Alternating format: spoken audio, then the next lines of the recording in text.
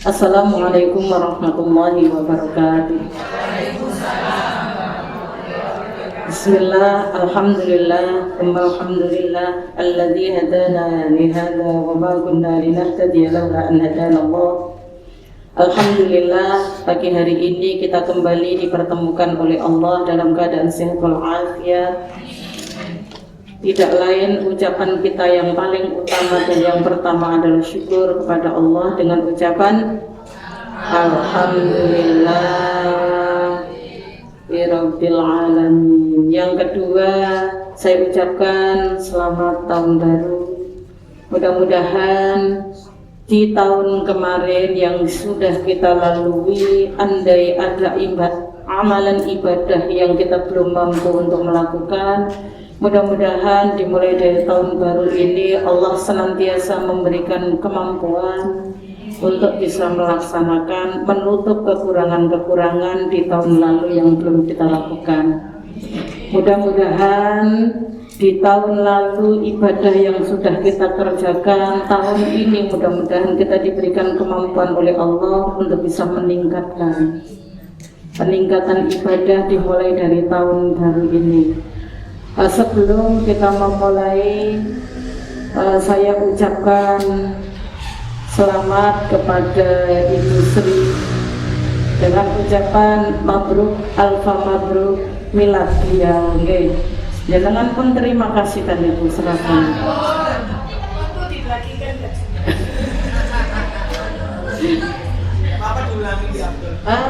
Soalnya saya yaudah. Saya tidak tahu kalau hari ini saya ada seragam ini ada kaya tak pakai, katanya dia. Mudah-mudahan apa yang beliau keluarkan, sedekah hadiah kepada kita semuanya dalam rangka milad, usianya dibarokahi oleh Allah Subhanahu wa taala. Rezekinya dibarokahi oleh Allah Subhanahu wa taala. Jasad ruhnya bisa digunakan dengan sebaik-baiknya dibarokahi oleh Allah. Keluarga besarnya dibarokahi oleh Allah Subhanahu wa taala. Alhamdulillah, kita di tahun baru ini bisa mengawalinya, dan alhamdulillah tahun baru kali ini bersamaan dengan Sayyidul Ayyam, ya tahun baru di hari Jumat. Mudah-mudahan diawali dengan kita semuanya melaksanakan ta'lim di tahun baru ini. Mudah-mudahan Allah jaga sampai kapanpun, sampai akhir hayat kita masing-masing, terus kita menjadi pelajar, sehingga pelajar itu dimudahkan Allah jalannya untuk menuju ke surga. Amin, Allahumma amin. Jadi mudah-mudahan kita terus bisa istiqomah. Bedanya orang yang bertaklim dengan tidak, bedanya orang yang mencari ilmu dengan tidak. Kalau panjenengan gak tergabung dalam pengajian Rodotul Jannah, gak kira oleh seragam nih. Iki yang ringan loh ini, gitu. Istilahnya kan yang ringan, yang berbentuk materi. Nah, akan panjenengan dapat seragam ini. Terus nek ngaji oleh kupon. Nanti dari kupon itu pulang oleh hadiah lagi, masya Allah. Niku masih berbentuk materi. Selain materi itu luar biasa yang akan kita dapatkan dengan bertaklim. Yang asalnya kita tidak tahu menjadi tahu, kemudian kita terus minta ke Allah, dan pengetahuan yang sudah kita dapatkan itu diberi kemampuan untuk bisa menjalankan. Masya Allah, jenengan pun gak ada seragam pinten coba. Oh, 5, sing gratis pinten 5 niku. 6 niku. Yang gratis 5, masya Allah. Niku sinten sing gratis 6? Justru sedaya. Ya Allah. Super. Nggih, lewate kula jenengan. Yakin yang lain juga diberikan oleh Allah lewat jenengan itu, tapi durung mampu untuk melakukan seperti ini, maka beliau adalah pilihan Allah. Didongakno terus gitu. Tidak kelambine itu hati-hati, digawe ibadah, ojo digawe maksiat. Ngono ya nggih. Insyaallah mudah-mudahan Bisri dipanjangkan usia taatnya. Walaupun beliaunya sudah tidak ada, tapi ketaatannya terus diingat karena bajunya dipakai terus taklim. Betul Ibu? Siapa saja yang memberikan kepada panjenengan semuanya, kita semuanya di majelis ini mudah-mudahan diberkahi oleh Allah rezekinya. Benar?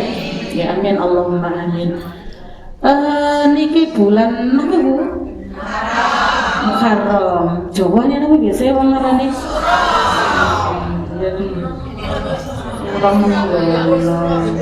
Suran itu wayang Mbak Keris. Panjenengan punya keris? Ini keris kita. Gitu. Kenapa niki? Mudah-mudahan keris kita, hati kita ini diberi ketajaman oleh Allah Subhanahu wa Ta'ala, mampu memilih dan memilah mana yang harus kita kerjakan dengan istiqomah, mana yang harus kita singkirkan. Itu kalau tidak punya ketajaman hati, ketajaman keris kita ini, maka tidak mampu untuk melakukan itu. Maka terus minta ke Allah, dimulai dari tahun baru ini Muharram Jawane Suro adalah lomba keris dalam rangka kita mencuci hati kita semuanya. Mudah-mudahan hati kita dijadikan hati-hati yang suci, hati-hati yang bersih, hati yang terus istiqomah melakukan sesuatu lillah karena Allah, ya, tidak karena manusia. Wabil khusus saya juga panjenengan doakan, jadi saling mendoakan, saling mendoakan. Mudah-mudahan saya juga tidak hanya bisa berbicara, tapi mampu untuk melakukan. Cuma nih kayak seragam durung mampu sepunten ya kita. Alhamdulillah. Kita awali dengan bacaan basmalah bersama. Bismillahirrahmanirrahim. Ngaji nggih Bu? Nggih. Matur ngaji nek oleh ilmu dilakukan nggih. Bismillah. Bismillah. Mudah-mudahan Allah memberikan kemampuan. Terus berdoa Ibu. Duduk kita di majelis ini, sambungkan hati kita dengan Allah. Napa mawon yang menjadi hajat panjenengan, permasalahan apa saja yang ada di kehidupan kita, tumpahkan di depan Allah. Ya, jangan ke manusia. Kalau ke manusia itu bisa jadi kita sambat 1, 3, 4, 5 yang datang ke kita. Ya kan gitu. Apakah nggak boleh cerita kepada manusia? Boleh, dalam rangka untuk mencari solusi. Apalagi kepada media sosial, karena tidak tempatnya itu, bukan tempatnya itu.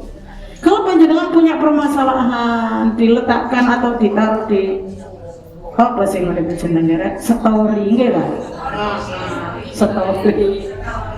Story atau kemudian TikTok, Instagram, bukan tempatnya untuk meletakkan suatu permasalahan. Permasalahan kita hamparkan sajadah, duduk di atasnya, mengadu ke Allah, ya.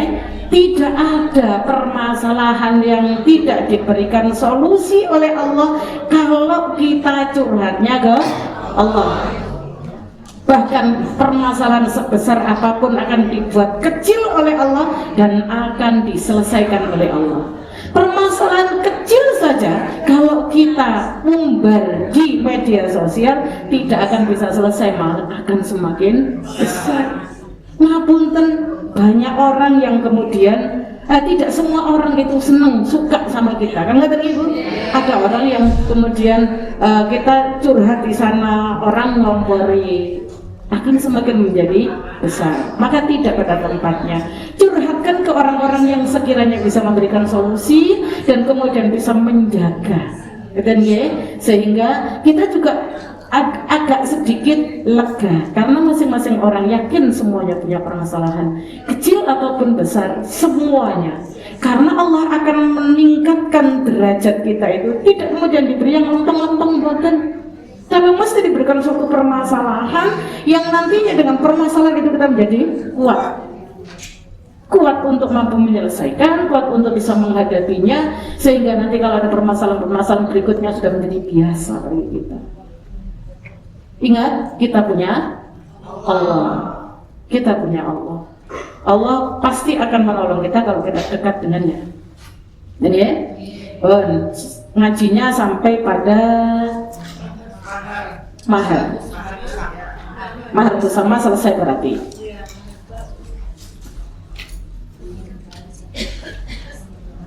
Mahar di diktat halaman berapa? Gak punya.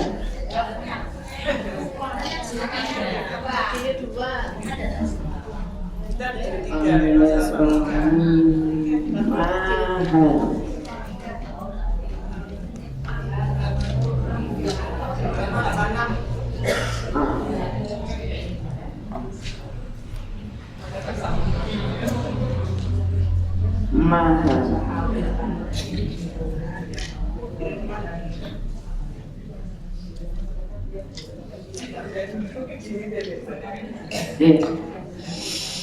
Bismillahirrahmanirrahim. Kita mulai, mudah-mudahan Allah membuka hati kita untuk kemudian bisa menerimanya dengan baik dan mampu untuk melaksanakan.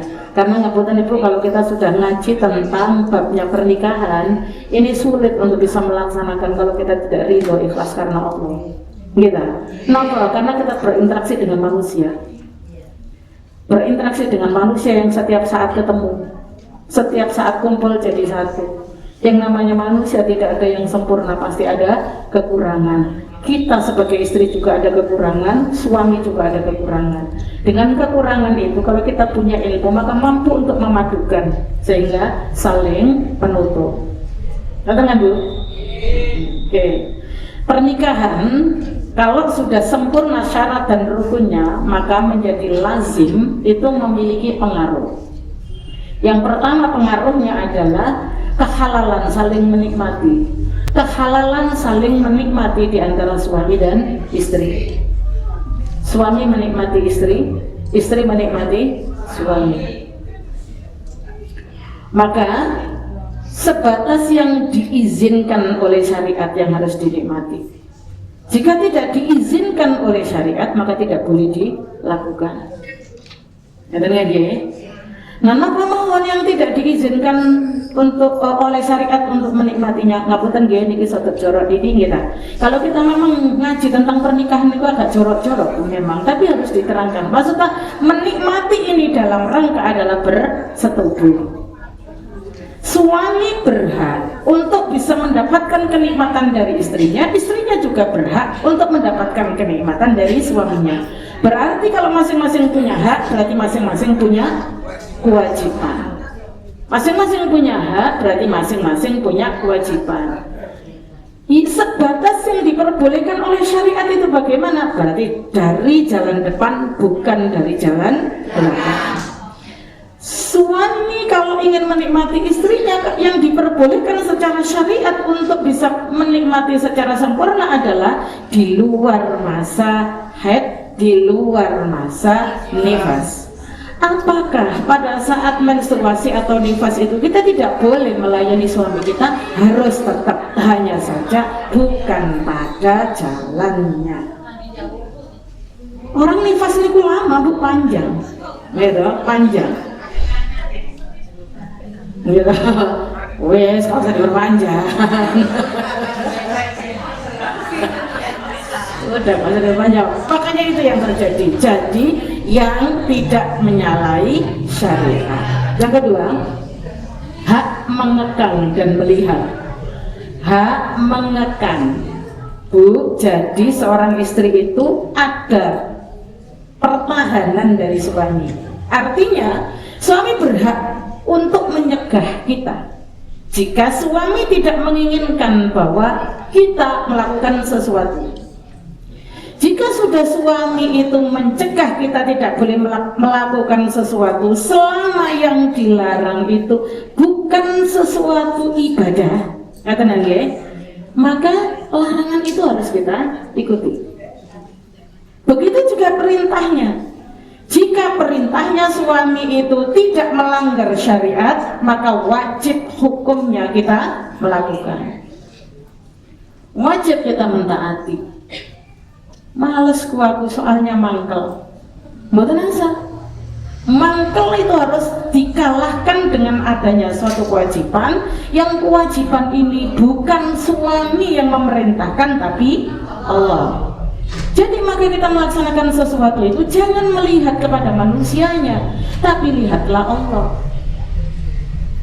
Karena kalau kita melihat manusia, suami kita itu manusia, sama seperti kita, dan tidak ada manusia yang sempurna. Sama seperti kita juga tidak sempurna, kadang-kadang suami kita juga jengkel dengan kita. Tapi karena laki-laki itu tidak banyak omong, tidak seperti perempuan, maka diam. Tapi diamnya itu mengandung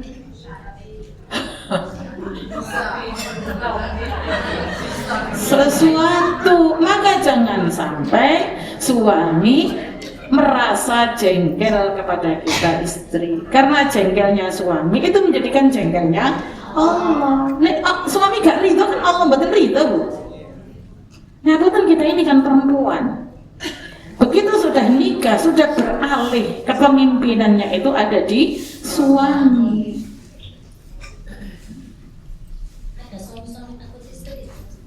Lagi meeting itu mbak daster. Dan istrinya yang harus dingajikan itu, gitu. Istrinya yang harus ditaklim. Jangan sampai membuat suami takut istri. Saking galaknya sehingga takut. Kecenderungan suami kalau takut istri, gak peduli sudah dengan istrinya. Ditanya, yang ini pantas saya? Iya pantas, bener tadi dulu.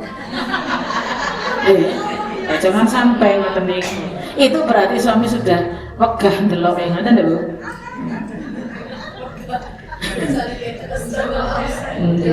Yang kedua, yang ketiga, kewajiban suami membayar mahar untuk istri. Begitu akad nikah selesai, itu maka mahar harus sudah selesai juga. Ya, mahar harus selesai. Lalu apakah tidak boleh mahar itu terhutang? Boleh selama istrinya ridho. Ridho, karena niku murni haknya istri dan menjadi kepemilikan secara milkul tam, milik penuh. Yang berikutnya, wajib memberikan nafkah.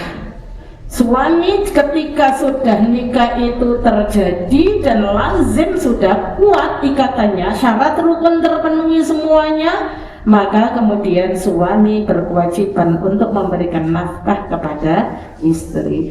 Nafkah itu terdiri dari 3 hal: sandang, papan, pangan. Papan yang ndak ustazah, orang saya itu dari gadis sudah disediakan rumah oleh orang tua. Maka kemudian suami saya ikut di rumah saya. Umpama lho niku jenengan ganjarane besar karena panjenengan bersedekah kepada suami. Nek suami memberikan nafkah kepada kita biasa, karena merupakan kewajiban, jadi pahalanya ya biasa. Nah kalau istri yang terbalik seperti itu maka luar biasa.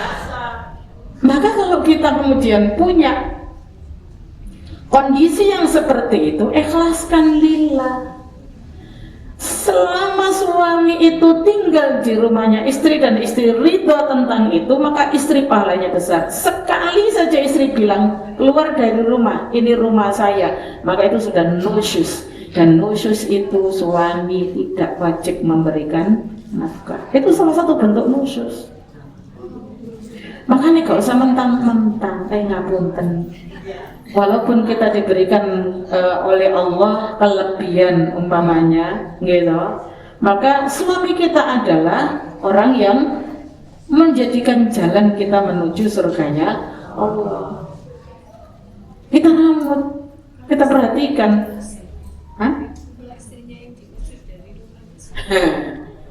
Kalau istrinya yang diusir dari rumah, perkorone apa kok diusir? Gitu dulu Bu.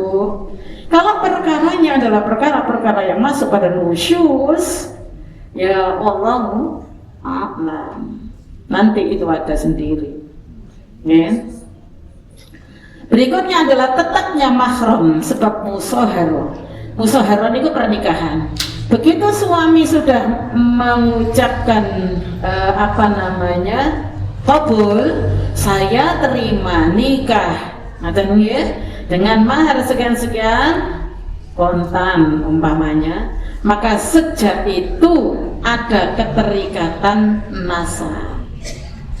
Jika ada lahir dari rahimnya perempuan, maka nasabnya adalah kepada laki-laki yang menikahi, dan istri adalah termasuk mahramnya suami. Mahram nopo? Musoharo, dimahramkan karena adanya pernikahan, bukan mahram nasab perwalian. Ibu, nasabnya itu nanti anaknya yang bernasab kepada bapaknya. Kalau kita istri ini walinya, jadi beliau yang bertanggung jawab kepada istri, hanya itu. Andai mahram secara nasab, maka tidak boleh nikah. Makanya mahramnya karena musoharo, pernikahan. Makanya kenapa kalau mau haji istrinya dimahramkan pada suaminya, itu adalah mahram. Itu namanya mahram musoharo, mahram yang diikat oleh adanya ikatan pernikahan. Tetapnya nasab anak kepada suami. Jika nikah itu sudah sah, maka nasab anak tetap kepada suami. Na'udzubillah, andai terjadi pisah firak antara suami dengan istri, anak tidak akan bisa terpisah dengan orang tuanya karena itu nasab. Maka na'udzubillah, andaikan itu ada terjadi, maka seorang istri tidak boleh memisahkan anaknya dari orang tuanya. Biarkan figur bapaknya ada pada anak. Begitu juga sebaliknya. Yang memisahkan itu siapa biasanya? Nah, berarti turun ngaji nanggone Rodotul Jannah. Yang berikutnya, tetapnya hak saling mewarisi di antara suami istri. Tetap hak saling mewarisi. Maksudnya apa?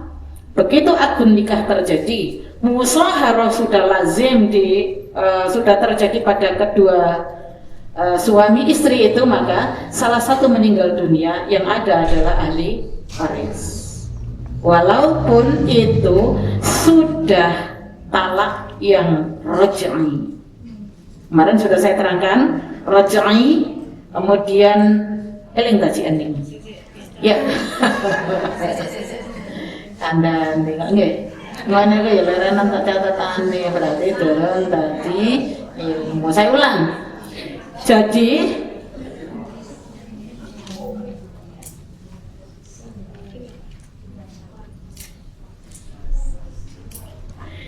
belum jadi ilmu. Ngoten niku berarti. Lah, kemarin itu kan sudah saya sampaikan, walaupun sudah berada pada tolak raj'i. Talak raj'i niku, istri ditalak oleh suaminya, masih berada di dalamnya masa iddah, itu namanya tolak raj'i. Satu atau dua di dalamnya masa iddah termasuk tolak raj'i. Andaikan suami kepingin balik kepada istrinya, bisa balik begitu saja, baik itu memakai sigot ataupun dengan perbuatan, itu sudah menjadi suami istri lagi. Andaikan setelah mentalak istrinya kemudian wafat, istri masih pada masa iddah, kemudian wafat, maka istri tetap ahli waris. Istrinya umpamanya yang meninggal, maka suaminya masih tetap ahli waris. Yang berikutnya adalah kewajiban adil kepada para istri ketika punya istri lebih dari satu. Adil adalah sesuai dengan porsinya masing-masing. Istri pertama punya anak 3, istri kedua punya anak 1, berarti blonjone kudu akeh sing pertama. Anak 3 soalnya. Begitu akad nikah itu terjadi secara sah, maka kewajiban istri berikutnya adalah kewajiban istri taat pada suami. Maaf jika diajak ke tempat tidur. Jika diajak ke tempat tidur. Wa bu'ulatuhunna ahaqqu bi raddihinna fi dzalika in aradu islaha. Dasar hukumnya ngoten di Qur'annya. Jadi kewajiban istri taat suami jika diajak ke tempat tidurnya kecuali udzur syar'i. Ini udzur syar'i sampaikan kepada suami sehingga suami faham bahwa kita punya udzur syar'i. Jika udzur syar'i, maka suami pasti akan ridho. Kalau tidak, andaikan suami nggak ridho, malam itu kita akan dilaknat oleh Allah sampai dengan pagi hari. Sudah sepuh-sepuh ustazah, ngoten niku gak adik sepuh, gak adik enom. Hukum berlaku bagi sepuh dan muda. Aduh mawon. Yang berikutnya adalah batasan suami, batasan hukuman suami jika sang istri tidak mentaatinya. Ketika pernikahan itu sudah lazim terjadi, qabiltunya sudah selesai, mahar sudah diberikan, maka batasan hukuman suami jika sang istri tidak mentaatinya adalah kudu hukum itu. Ternyata suami ini belum boleh menghukum istrinya kalau istrinya tidak taat. Hukumannya adalah meninggalkan kewajiban bersama suami istri. Meninggalkan kewajiban itu berarti ya tidak pakai tidur bersama, gitu. Terus kemudian keluar rumah tanpa izin, itu adalah sudah termasuk nusyuz. Umpama nusyuz seorang istri itu, maka suami caranya memberikan nasihat yang baik. Sudah diberi nasihat masih tetap gak mau terima, gak taat. Apa hal berikutnya yang harus dilakukan oleh suami? Pisah tidur. Jangan dikumpuli tidur. Saya sudah setiap hari gak pernah kumpul, sama-sama tua. Satunya di lantai 1, satunya di lantai 2. Gak usah ngono, gak boleh ngoten niku. Tetap kalau beliau naik ke lantai 2 tutu tono. Gitu. Kok turun ditututi lagi turun. Karena kita ngambil barokahnya di sana tempatnya surga kita. Andai kan kok benar-benar gak tidur sekamar, kalau tidak pada posisi marah gak masalah. Kalau posisi marah ini yang kita tidak boleh. Makanya kalau seandainya seorang istri itu nusyuz, apa yang dilakukan oleh suami? Yang pertama menasihati, dinasihati dengan baik-baik, dengan hikmah wal mau'izatil hasanah, tetap mawon, bangkangnya tetap. Maka kemudian dipisah tempat tidurnya. Jangan dikumpuli tidur. Ngeten iki sakjane wong lanang sing dikandani ngene iki, berhubung sing teko wedok. Karena yang datang adalah perempuan, maka yang perempuan ini harus menjadi baik sehingga suami tidak menjadi seperti itu. Alhamdulillah.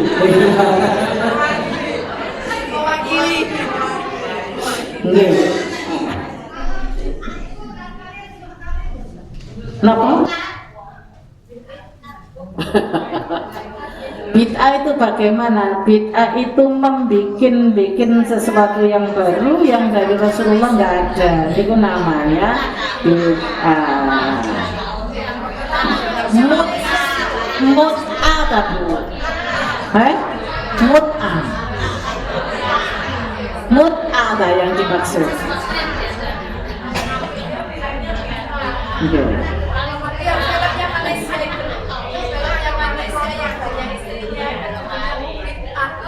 Oh film niku tadi. Aku ya karo. Mboten, kok niku ada film yang judulnya Bid'ah, ngoten nggih. Nggih ta?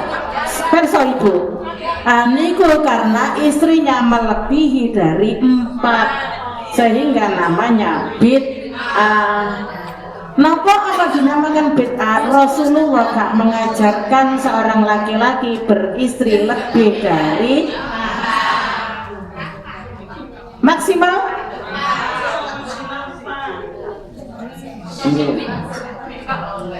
Aku ya gak ngerti filmnya.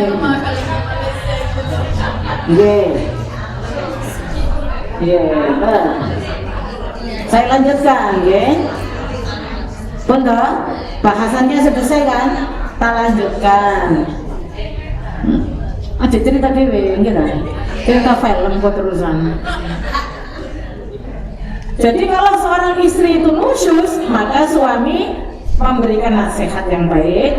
Dinasihati masih tetap, maka dipisah tidurnya. Dipisah tidurnya masih tetap, maka dipukul. Dipukul.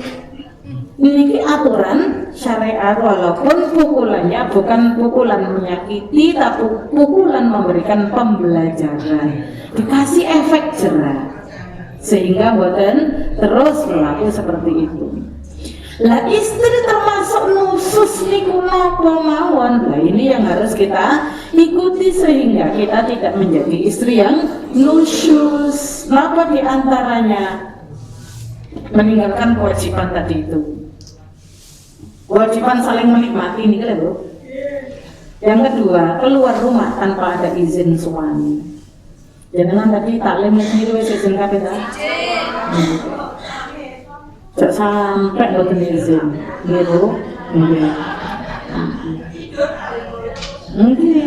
Harus. Soalnya kalau tidur buatan dipamiti nanti bangun nyari istrinya mesti, walaupun anak sudah di situ semuanya berjejer-jejer. Mana ibumu? Pasti begitu yang dicari. Karena belahan jiwa. Jiwanya tidak ada sebelah yang mesti dicari. Termasuk juga adalah meninggalkan hak-hak Allah. Meninggalkan hak-hak Allah itu berarti kewajiban kita kepada Allah. Tidak membukakan pintu ketika suami datang. Maksudnya berarti dalam kondisi marah. Rumahnya dikunci, suaminya tidak boleh masuk. Yang betul apa-apa. Iku dalam rangka marah. Oh, kebiasaan rumah saya itu semuanya bawa kunci sendiri-sendiri. Itu betul marah Bu. Niki marah kondisinya.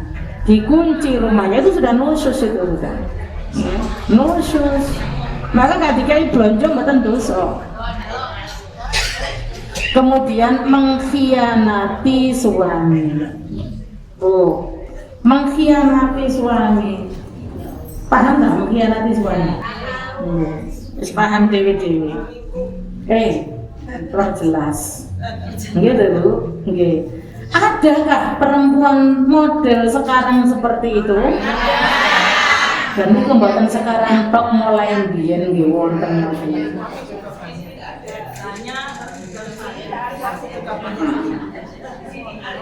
Makanya istri jika sudah mengkhianati suaminya, maka itu sudah termasuk nusyus. Maka bentengi diri kita bahwa orang lain selain suami kita laki-laki dan selain mahram secara nasab kita itu adalah murni orang lain. Maka kita tidak boleh terlalu dekat dengan laki-laki lain. Curhat kok ke laki-laki. Ya? Curhat banyak teman-teman kita perempuan yang bisa memberikan solusi, jalan keluar yang terbaik. Karena punya sahabat laki-laki dan orangnya baik, akhirnya curhatnya ke orang laki-laki, membuka pintu lebar-lebar untuk kemudian kita terjerat pada suatu hal yang tidak diperbolehkan secara syariat. Teman sekantor pun itu harus ada hijab. Karena kita orang perempuan itu tidak boleh sembarangan dengan orang laki-laki. Perempuan harus tertutup rapat-rapat. Kalau kita sudah punya suami, zahir batin kita ini semuanya adalah punyanya suami. Maka harus kita bentengi dengan jelas. Mana yang boleh kita berinteraksi dengan laki-laki secara berdekatan yang melebihi dari batas, mana yang tidak. Duduk berduaan dengan laki-laki lain, walaupun itu teman sekantor di kantor, berduaan tanpa ada yang lain, boleh, mboten itu secara syariat. Tapi kenyataannya yang terjadi banyak mboten yang kayak gitu. Tapi kan bukan orang yang bertaklim Rodotul Jannah.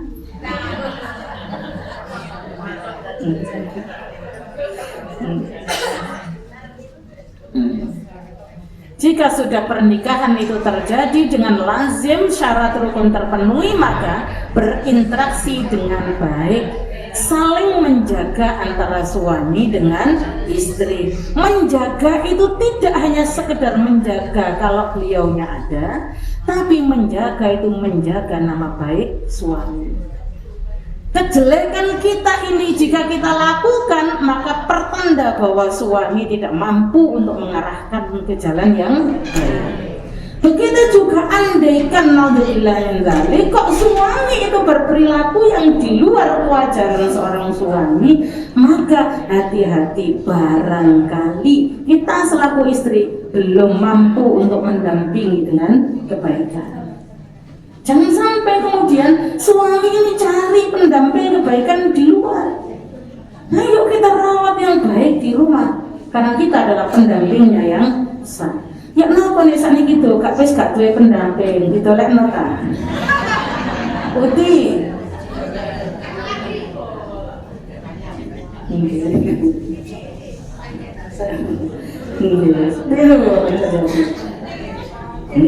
Maka dianjurkan istri itu berinteraksi dengan yang baik kepada suami. Jangan sampai seorang istri itu suaranya di atasnya suaranya suami. Oke. Gimana kalau misalnya suami itu marah, kita tetap membaiki, kita membaiki. Misalnya tidak disediakan suami malah ya camilan atau makanan masakan gitu. Tapi nggak dimakan. Dia dibikinkan bikin sendiri. Apa sih ini? Belum kalau sedikit. Asyik sama kamu. Gitu gimana Us? Soalnya jadi akhirnya ya wes lah sembarang sakar-karepmu, aku punya sakar-karepku, yang penting aku tidak menyalahi aturan. Jujur yang tadi ini berangkat saya tidak saya tidak pamit sama suami karena suami tidur. Terus saya kalau bangunkan takut juga gak direken dan takut dilarang juga, soalnya biasanya dilarang, soalnya ini pas tanggal merah ngapunten Ustazah. Terus soalnya berat, jadi istri ternyata berat usaha. Bismillahirrahmanirrahim.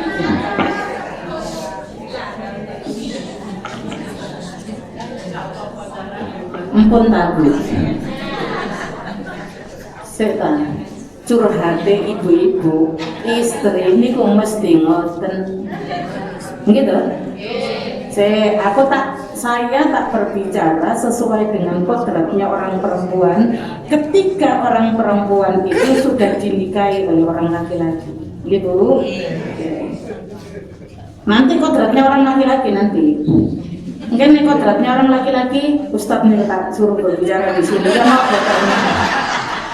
boten jenengan biar tahu bagaimana sih sebenarnya keinginan suami. Betul Bu, karena suami itu sudah diletakkan oleh Allah ar-rijalu qawwamuna 'alan nisa. Niku lho yang enggak bisa dibantah. Itu yang enggak bisa dibantah. Maaf. Andaikan saya boleh berbicara seperti itu, saya juga berbicara seperti itu. Saya juga istri. Gitu. Suami saya juga manusia seperti suami panjenengan. Kan enggak ada manusia itu yang sempurna. Ngapunten.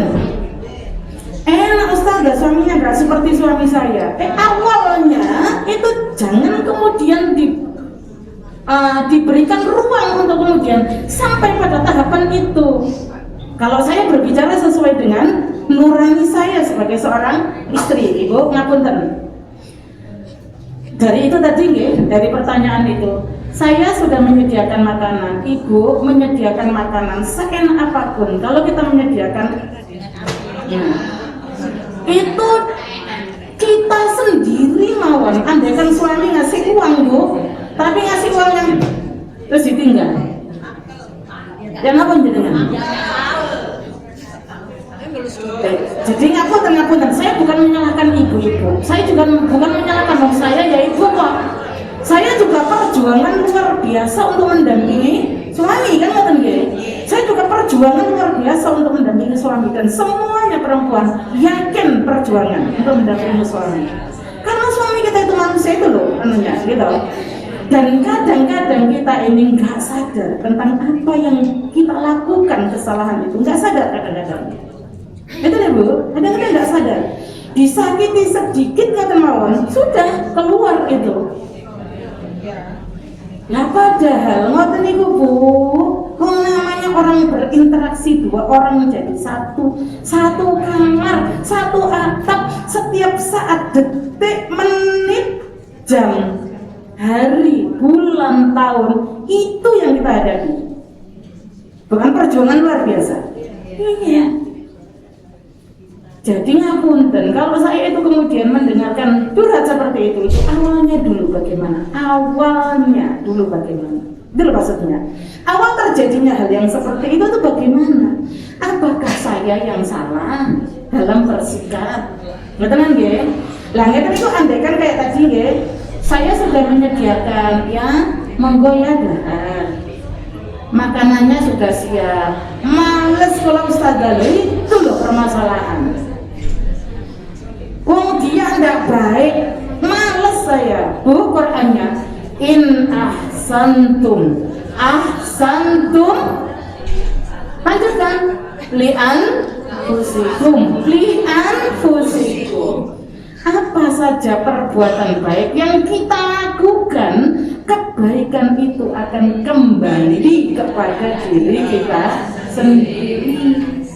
Makanya melakukan sesuatu itu libatkan Allah. Enten bu, memang orang laki-laki itu yang sikapnya, perilakunya lembut, enten perilakunya kasar, wonten.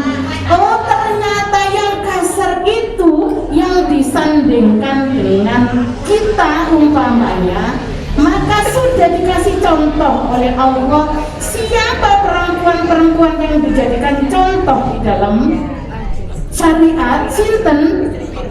Asia. Makanya sering sudah saya sampaikan, kalau kita menjadi Sayyidah Khadijah, Sayyidah Aisyah, mudah bu, nggak butuh perjuangan. Kenapa? Suaminya Rasulullah itu orang yang maksum, dijaga oleh Allah, nggak punya kemaksiatan juga. Dan gimana Asia sehingga tercatat menjadi perempuan-perempuan yang contoh karena mendampingi seorang laki-laki yang kasar seperti itu.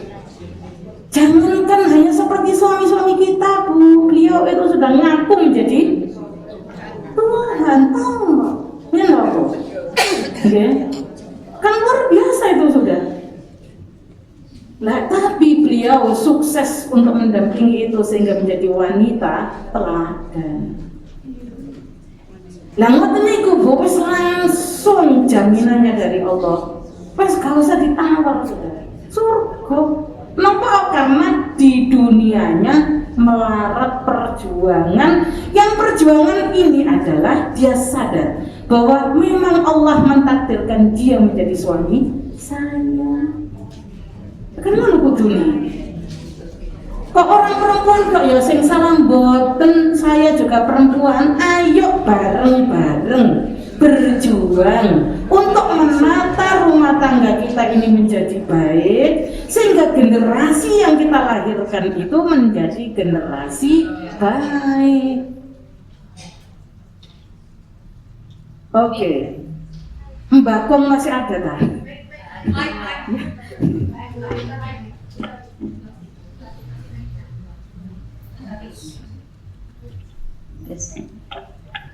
Assalamualaikum.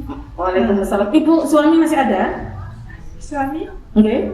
Masih, alhamdulillah. Ini Bu, saya yang umum Bu ya. Umum. Bagaimana kalau misalkan suami tidak memberi nafkah pada istri, padahal dia punya uang? Punya uang. Terus itu nafkah ke siapa Bu kira-kira? Lah, Bu.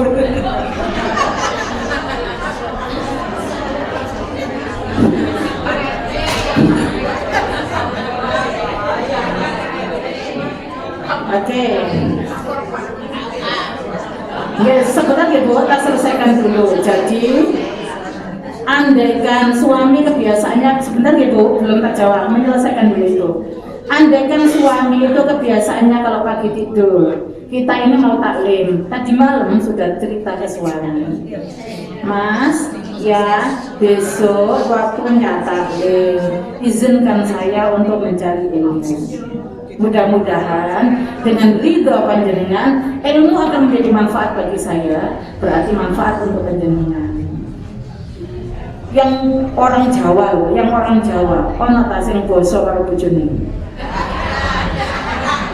Nah, lan kok mboten, wong jenengan tuku es, tuku bakso. Orang yang jualan bakso itu jenengan mampu untuk basa dengan orang jualan. Lah kok kepada suaminya gak pernah basa, padahal itu Saya nggak bisa bahasa Jawa. pas pokoknya yang tadi gua alasan itu sono jenenge alasan.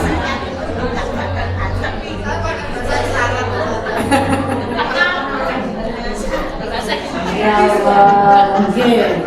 Lah ngoten-ngoten niku lho, itu hal yang remeh kan sebenarnya. Nggih, hal yang remeh.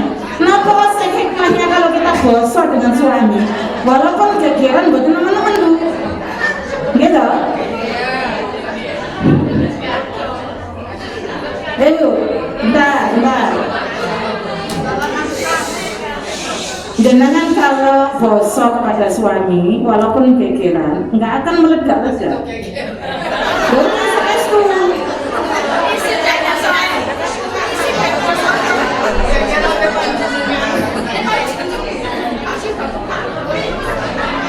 Loh, kenapa saya kok bisa berbicara seperti itu? Karena saya lakukan, Bu. Maaf, saya bukan orang. Maaf, mudah-mudahan saya nggak menjadi orang yang tia, gitu, nggak menjadi orang sum'ah, takabur badan. Tapi saya memberikan contoh mawon panjenengan. Karena maaf, apa yang saya sampaikan kepada panjenengan semuanya itu akan menjadi ilmu yang manfaat bagi panjenengan kalau saya mampu melakukan. Kalau orang mengajar ibu, orang berfatwa, orang ceramah dan sebagainya. Kalau dirinya sendiri belum mampu untuk melakukan, sulit untuk tembus ke hati-hati para jemaah. Sulit. Hati itu bisa ditembus dengan hati, tidak bisa hanya sekedar dengan lisan. Makanya jenengan ngomong ke suami itu kalau hanya sekedar lisan dengan ngomong pakai hati itu beda dirasakan oleh suami. Anak panjenengan juga begitu. Maka kalau ngomongi ke anak sudah dewasa, sudah balik, dudukkan, dipanggil, diajak duduk, diajak ngomong. Itu namanya ngomong hati. Gitu. Lah kita tuh kalau ngomong nggak pakai hati itu loh yang makanya ngapunten. Saya maaf menyampaikan ke panjenengan semuanya begitu itu tanya ada yang boso mboten? Karena saya melakukan. Saya boso kepada suami. Sehingga saya andaikan ya tukaran itu ya pernah Bu masa orang berinteraksi terus kayak. Tapi tukaran itu ya kan ya boso tukaran itu. Ya tukaran ya boso. Loh akhirnya kan nggak meledak-ledak. Nek mboten boso Bu tukaran iki wah serem. Gitu.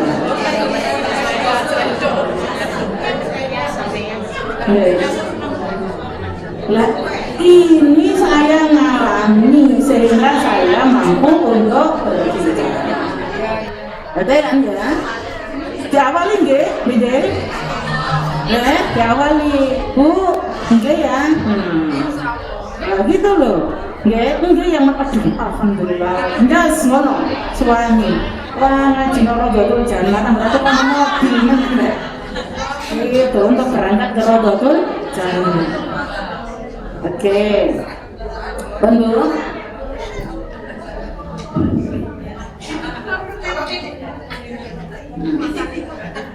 Sunnah-sunnah di dalam akad nikah. Durung tak jawab lagi. Kalau seorang suami tidak memberikan nafkah, tapi suami punya uang, ini lapor ke mama.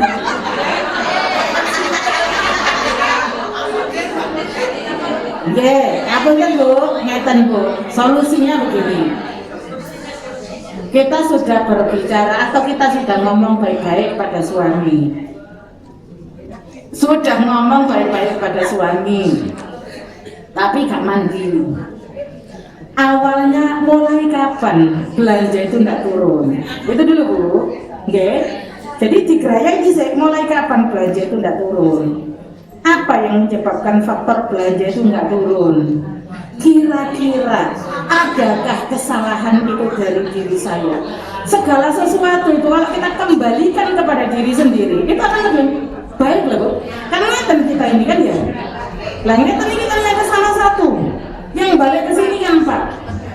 Lah ini kalau segala sesuatu itu kita kembalikan dulu kepada diri kita, apakah belanja ndak turun ini karena ada kesalahan dari diri saya? Andaikan tidak, maka kita sudah ngomong baik-baik, enak sudah, tapi tetap tidak berubah. Coba libatkan anak, yang sekiranya anak ini bisa memberikan pemahaman kepada ayah. Oh, tidak mampu anaknya, sudah ngomong tapi tetap nggak berubah kondisi itu. Maka siapa yang sekiranya disegani oleh suami kita? Guru spiritual, makanya kudu duwe guru spiritual. Nanti kalau sudah dia punya guru spiritual, laporkan saja ke guru spiritualnya. Nanti yang memberikan wejangan biar guru spiritual. Nek guru spiritualnya tuh memberi wejangan kalau langsung nih, awakmu gak kayak belanja bujung ya. Enggak gitu, tapi dimulai dari awal dasar sampai pada tujuan yang ingin dicapai. Jadi enggak kemudian nanti jadi dilapor Pak RT tambah rame bisa RT, Pak RW tambah rame Jadi seperti itu yang terjadi. Kok ternyata tetap nggak berhasil? Apakah kita punya uang sendiri untuk kebutuhan kita sendiri? Iya, maka gunakan itu, maka akan menjadi sedekah yang luar biasa. Betul? Tapi loro ati iki umpamane. Loh ya mau kalau punya kan, saya kan bilang kalau kita punya sendiri uang, gunakan uang itu akan menjadi pahala yang luar biasa. Lah kalau nggak punya yang nopo, jenengan eling tak ceritani kemarin. Hah? Nek cilik jenenge, nek ambil kecil namanya apa kemarin? Model loh. Nggak model. Loh kan boleh kemarin itu. Modelnya adalah sebatas kebutuhan kita jika suami pelit.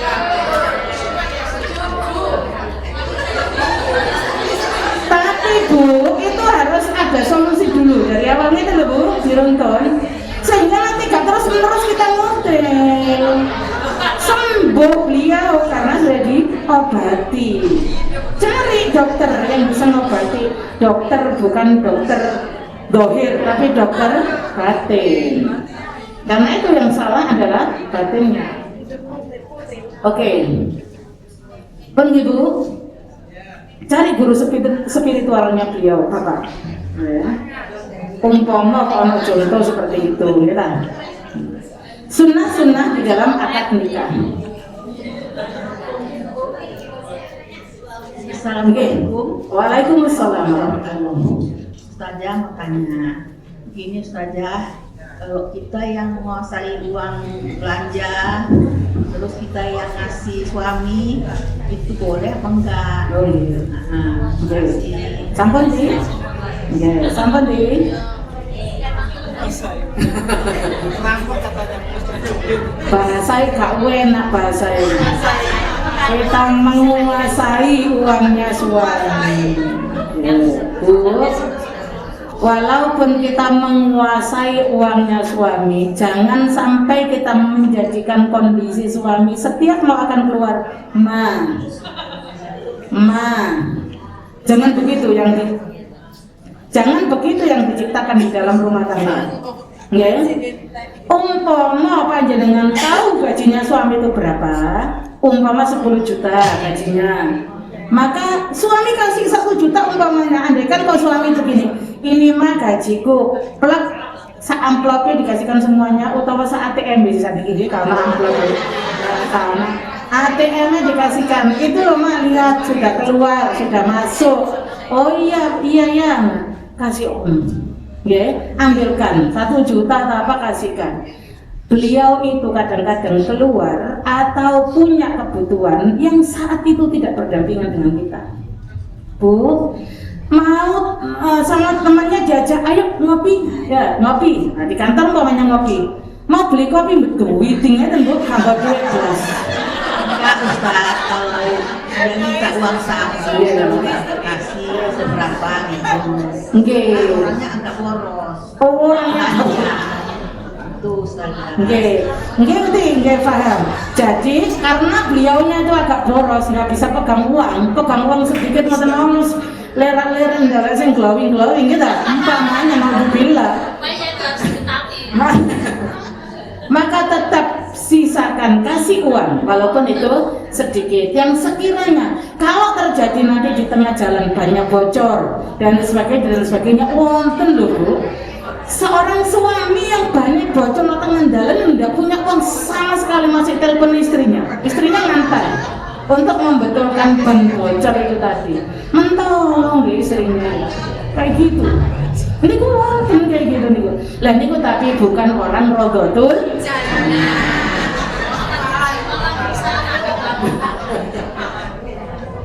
Oke.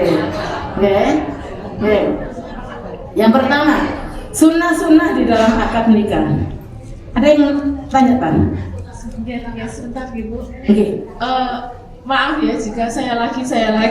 Oh, mboten apa-apa, mboten apa. Ini mungkin juga dialami dengan ibu-ibu kebanyakan. Oke. Kadang itu kita itu mampu ya, sebenarnya sudah diberikan Allah kemampuan. Terus kita melakukan hal yang mungkin bernilai sedekah di hadapan Allah. Misalnya suami istri kerja, terus dia saling membantu, terus dia juga urusan apapun ya. Cuman sebenarnya biasanya para istri ini termasuk saya biasanya itu ikhlas-ikhlas saja. Cuman ada saatnya pas der gitu. Nah kita ini moro-moro menjadi tiba-tiba menjadi ini kayak ahli sejarah gitu loh. Semuanya itu mendadak diceritakan, semua itu termasuk apa ya, kemesoknya istri yang dinilai Allah nusus atau gimana? Iya kayak diukit-ukit, padahal aku kurang apa kayak gitu. Nah itu gimana Gi? Apakah ini termasuk dosa besar karena nusus atau gimana ya? Saya baru tahu ini, ternyata banyak juga teman-teman saya yang para istri itu ternyata gitu, ahli sejarah mendadak. Curhatan ahli sejarah. Masih 10 tahun yang lalu, 20 tahun yang lalu, permasalahan sekarang itu menurut rusak uang kau apa ini? Nggih. Gantian, sekarang saya yang ngomong gitu. Jadi begini Bu, saya ulangi lagi. Apakah boleh kita curhat ke manusia? Boleh, dalam rangka orang tertentu. Orang-orang tertentu yang dicurhati dalam rangka untuk mencari solusi, menenangkan hati dan seterusnya. Boleh, tidak masalah. Tapi jangan semua orang diceritani. Duduk di mana saja, ada orang berapa saja, yang dijadikan bahan itu suaminya. Hunna libasul lakum wa antum libasul lahun. Suami itu adalah pakaian istri, istri itu pakaian suami. Umpama semua orang itu kalau kita ceritani, terus orang itu kemudian begini. Nah ya bener aja suaminya kayak gitu lah, kamu kayak gitu. Coba, umpama itu yang terjadi, sakit hati betul ya?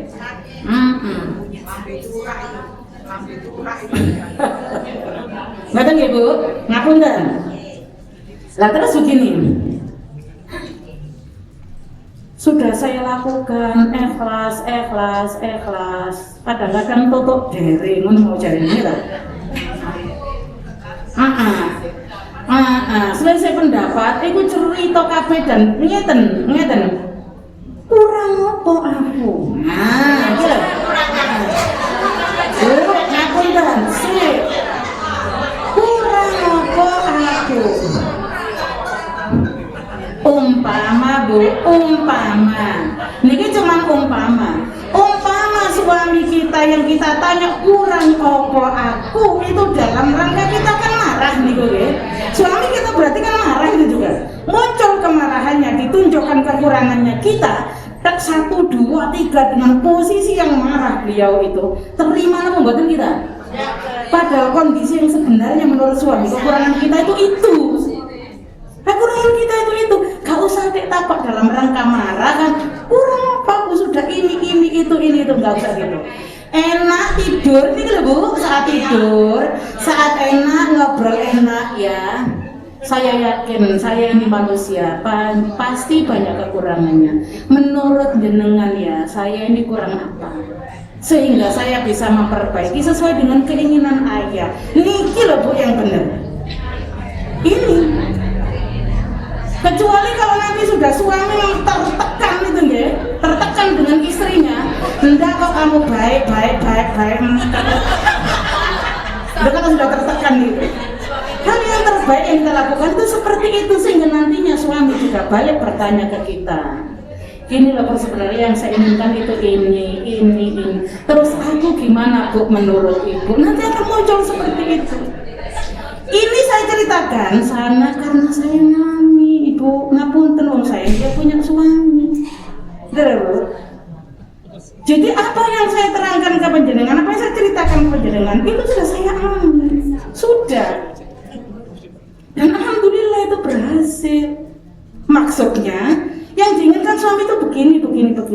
Kalau saya yang merasa keberatan di antara salah satu poin, ngapunten Mas, diniki saya kayaknya kok pelan-pelan.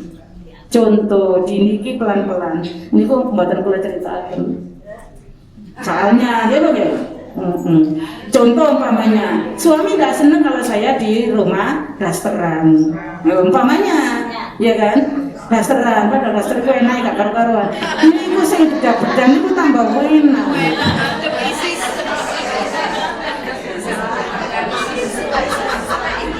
Akhirnya kan itu yang muncul Bu. Jadi saling itu tadi melengkapi. Keinginan suami seperti ini tertutupi dengan kita walaupun kita bersusah payah untuk melakukan. Contohnya kalau oleh dasteran gitu.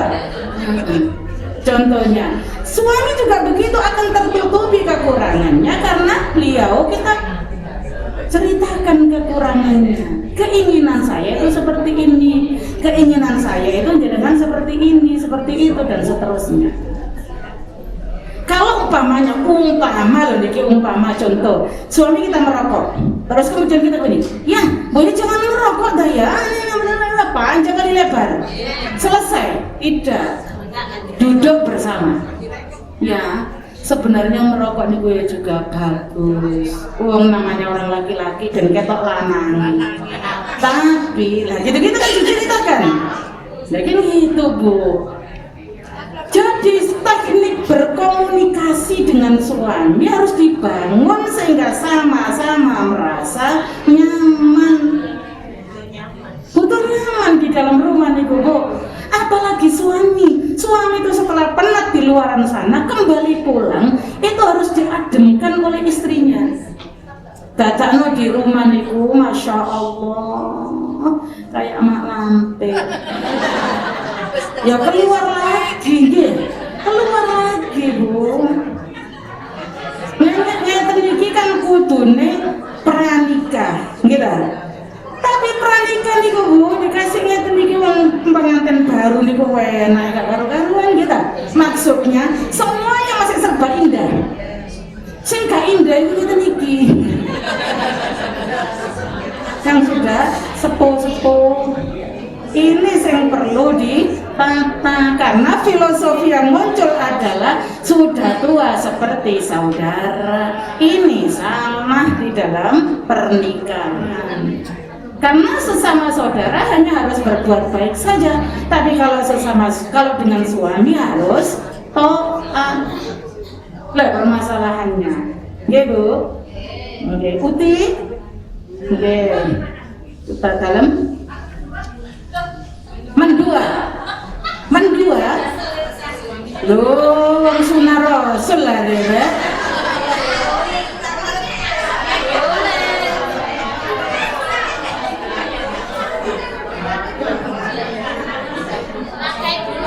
Sebentar Bu.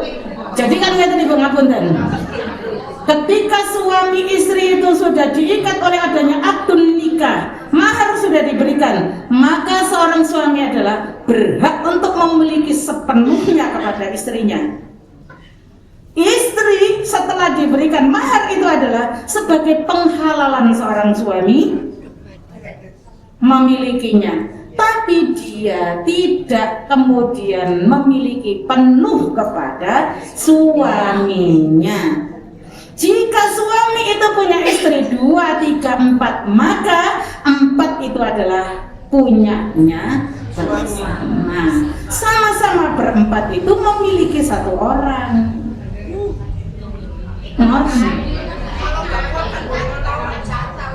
Iya, loh, ini loh, niki wau pertanyaannya Ibu. Kalau nggih, pertanyaannya Ibu ngeten, pertanyaannya Ibu. Tapi kalau nggak kuat kan nggak apa-apa, boleh kan? Boleh. Lha kan ngeten. Daripada ngapunten kita menjadi istri tapi tidak bisa berlaku sebagai istri yang baik, sehingga apa saja yang kita kerjakan dengan suami, yang kita lakukan dengan suami itu akan menambah dosa, maka pilihan kita boleh.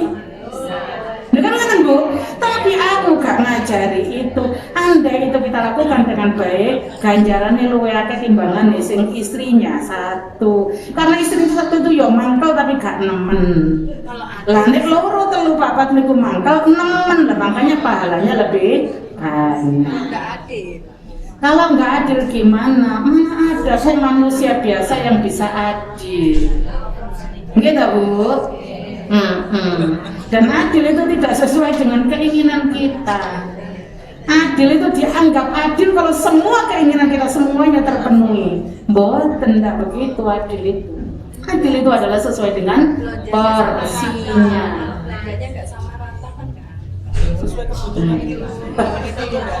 Gini kok mau loh Bu urusannya ridho monggo, nggak ridho ada jalan. Ada jalan.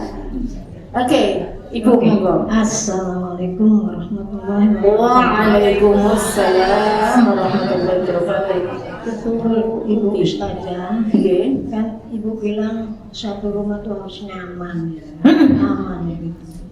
Nyaman dan aman. Nggih. Sekarang begini Bu, suatu misal nih namanya tanah itu belum laku, terus ada yang kontrak ya anak saya itu 4 tuh. Terus kalau misalnya tuh Jangan-jangan iya, misalnya gini ya Bu ya, itu anak-anak tuh kalau misalnya satu rumah ya katanya nggak boleh 3 keluarga, itu apa betul Bu? Maksud saya kumpulkan begitu, biar saya tuh nggak dolim ya Bu ya. Ada yang ngontrak, ada yang tinggal sama saya, ada yang punya rumah sendiri. Itu gimana Bu caranya Bu? Untuk supaya aman dan saya tuh adil gitu, nggak dolim. Jadi ada yang ngontrak, ada yang punya rumah sendiri. Maksud saya kalau yang kontrak tuh wes ambil mama wes begitu, gimana Bu? Saya bikinin ini gitu.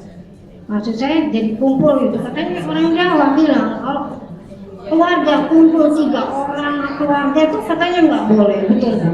Sama keterangannya. Oke. Makasih Bu. Oke, sama-sama. Waalaikumsalam warahmatullahi wabarakatuh. Wong Jawa, bahasane wong Jawa nek telung keluarga dadi situk iku gak oleh, ngoten nggih Bu? Niku kan wong Jawa, nggih ta? Maksudnya ngeten Ibu. Kita kalau 3 keluarga jadi satu, nanti akhirnya kan maaf, suami istri induk niki, berarti bapak ibu usul, gitu. Furuknya turun ke bawah, ini anak yang pertama. Anak yang pertama ini laki-laki, punya istri perempuan. Anak yang kedua ini perempuan, punya istri laki-laki. Kumpul dalam satu rumah, ketemu. Faktor yang akan muncul adalah kadang-kadang bermusuhan. Karena kelihatan oh ini ngatok nang ibu, ini dan seterusnya. Atau kadang-kadang muncul salah meletakkan cinta. Makanya ipar adalah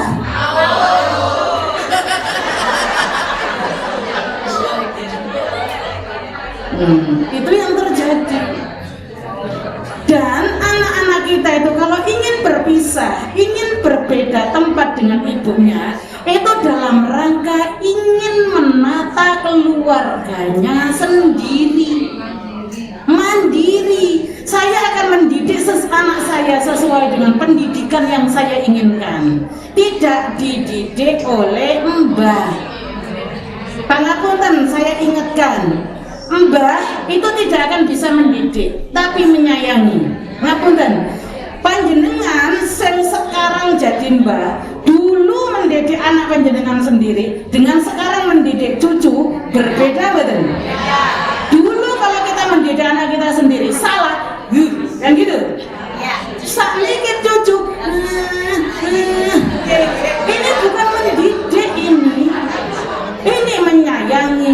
Lah menyayangi ini kalau salah meletakkan pada anak yang seharusnya mendapatkan pendidikan, bukan mendapatkan kasih sayang. Itu yang terjadi, sehingga nanti anak itu kemudian sudah memframing anaknya, pokoknya tidak boleh main HP dari jam sekian sampai sekian. Ibunya pergi, neneknya daripada nangis, nah,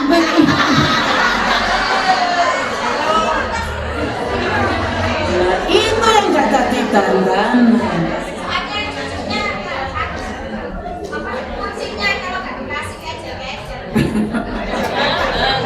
Lah kalau mamanya sendiri kan gampang, begitu lah Bu. Sama dengan kita dulu saat masih muda. Saat masih muda dulu anak kita diopeni dengan mbahnya, ya gitu kita mangkal kan. Ya Allah, itu sudah di rumah sudah tak kasih garis, nggak boleh. Ternyata di mbahnya bebas terkendali, ya nopo. Oke. Lah maka gimana caranya seperti itu tadi yang ditanyakan, ada yang kontra, ada yang kos umpamanya, maka hukum waris berlaku. Makanya begitu salah satu sudah tidak ada, yang ada itu semuanya adalah ahli waris. Ibu biasanya terlalu cerdas untuk mengatur hartanya, tidak mengikuti warisan sehingga ibu masih ada nak kok diwaris. Salah itu Bu. Ya, begitu sudah salah satunya tidak ada, itu harta berpindah kepada ahli waris. Nanti beliau akan mengolah uangnya sendiri yang dapat warisan itu. Nggak tahu itu dibuat uang muka nanti seterusnya nyicil, nggak tahu kemudian dan lain-lain. Sehingga sesuai dengan porsinya masing-masing. Memang kurang bagus kalau dijadikan serumah Ibu. Itu mesti akan muncul suatu permasalahan terus nanti. Ya, terus karena ya itu tadi berkumpulnya banyak orang itu mesti perkumpulan dari orang itu, satu orang punya masalah, satunya punya, dikumpulkan jadi satu, semakin banyak orang semakin banyak masalah yang akan muncul. Ngaten ya Bu? Oke. Lanjut ya. Yuk. Sunnah-sunnah di dalam akad nikah. Yang pertama adalah khutbah nikah. Itu sebaiknya yang membaca adalah suami, calon mempelai putra. Jadi hendaknya suami berkhutbah sebelum akad nikah dilaksanakan. Dan dorong dari suami itu kan calon suami. Sebaiknya. Tapi gak lazim, gak umum kalau di sini. Ya Allah, kok mantene dhewe masih pinter ore. Lah gitu kan jadinya nanti, guys. Padahal sunnahnya mungkin seharusnya. Jadi dia sendiri yang nuturi calon istrinya nih. Enggak maksudnya. Yang kedua, hendaknya mendoakan kedua mempelai setelah akad nikah. Kita berarti mustami yang datang atau orang-orang yang hadir di akad nikah itu memberikan doa kepada kedua mempelai setelah akad nikah itu terjadi. Napa doanya? Barakallahu laka wa baraka alaika wa jama'a bainakuma fi khair. Barakallahu laka, mudah-mudahan Allah memberkahi kepada kamu, wa baraka alaika, dan memberikan keberkahan kepada semuanya. Dan kemudian wa jama'a bainakuma fi khair, mengumpulkan kamu berdua selalu dalam kebaikan. Didoakan begitu. Yang ketiga, melangsungkan akad nikah pada Jumat sore. Sunnahnya adalah pada saat melaksanakan akad nikah niku di hari Jumat sore. Amsau bil milaki fa innahu a'dhamu barakah. Niki akad nikah. akad nikah, bukan itu.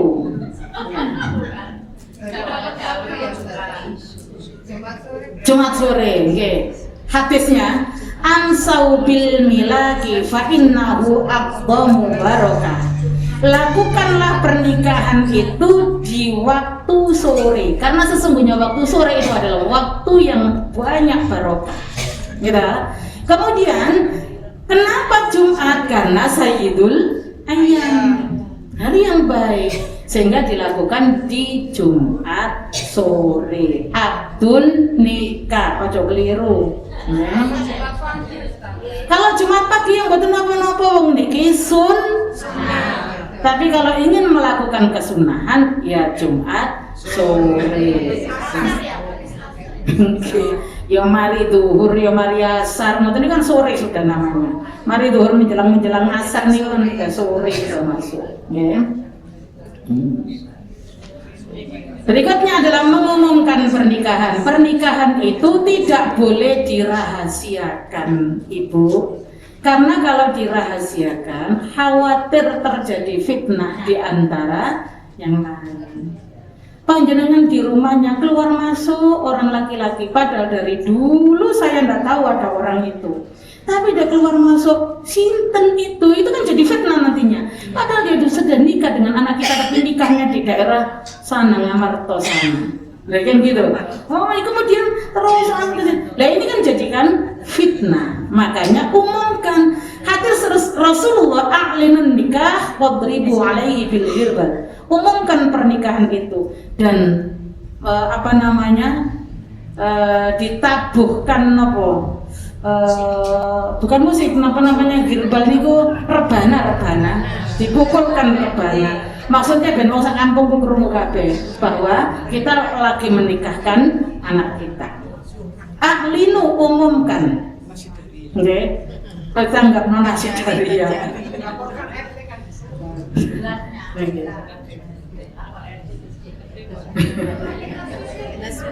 Salam. Oke. Pertanyaannya Bu, jadi a'linun nikah fadribu bil ghirbal. Karena adalah sunnahnya.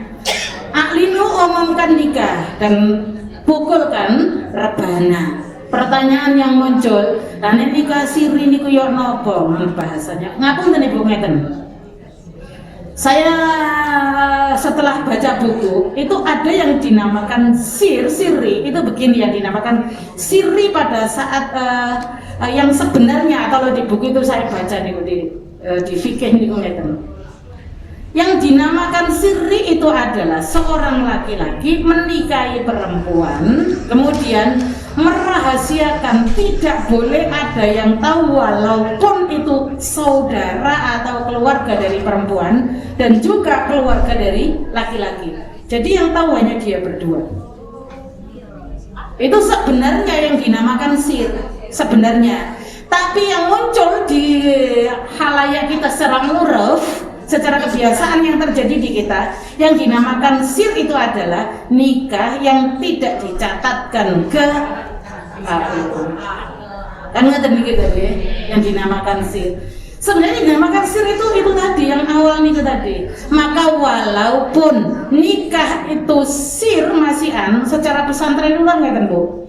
Kalau sudah khitbah, dua-duanya sudah mau, kemudian saat khitbah itu langsung dinikahkan dengan sir. Jadi diumpamanya di situ ya diundangkan orang sekampung, kemudian yang menikahkan adalah bisa Pak Mutin, bisa seorang kiai untuk dinikahkan secara sir. Sehingga nanti kalau urusan ini itu dan sebagainya diurus berdua, itu sudah sah secara suami istri. Nah sekarang kan betul-betul Bu, gitu. Cara pesantren ngoten. Sekarang kan betul-betul urusan dan lain-lain diurus berdua, tapi beliau belum nikah. Niku secara syariat angsal apa mboten ngoten niku? Nah. Jadi yang dinamakan sir itu sebenarnya yang awal tadi, yang dirahasiakan dari semuanya, keluarga pun nggak boleh ada yang tahu. Nah, sir yang sekarang itu akhirnya diartikan bahwa tidak dicatatkan di KUA. Walaupun tidak dicatatkan di KUA, kalau anak kita sudah kita sirrikan, maka undang orang di sekitar, sehingga tahu bahwa anak kita ini sudah sah secara syariat. Kemana-mana berdua itu sudah halal, tidak dosa. Koncengan, lunga rene runo, kadang-kadang itu yang cerdas kita ke orang tuanya, anaknya malah ditanya, nanti masmu kok gak tahu rene, padahal itu belum siapa.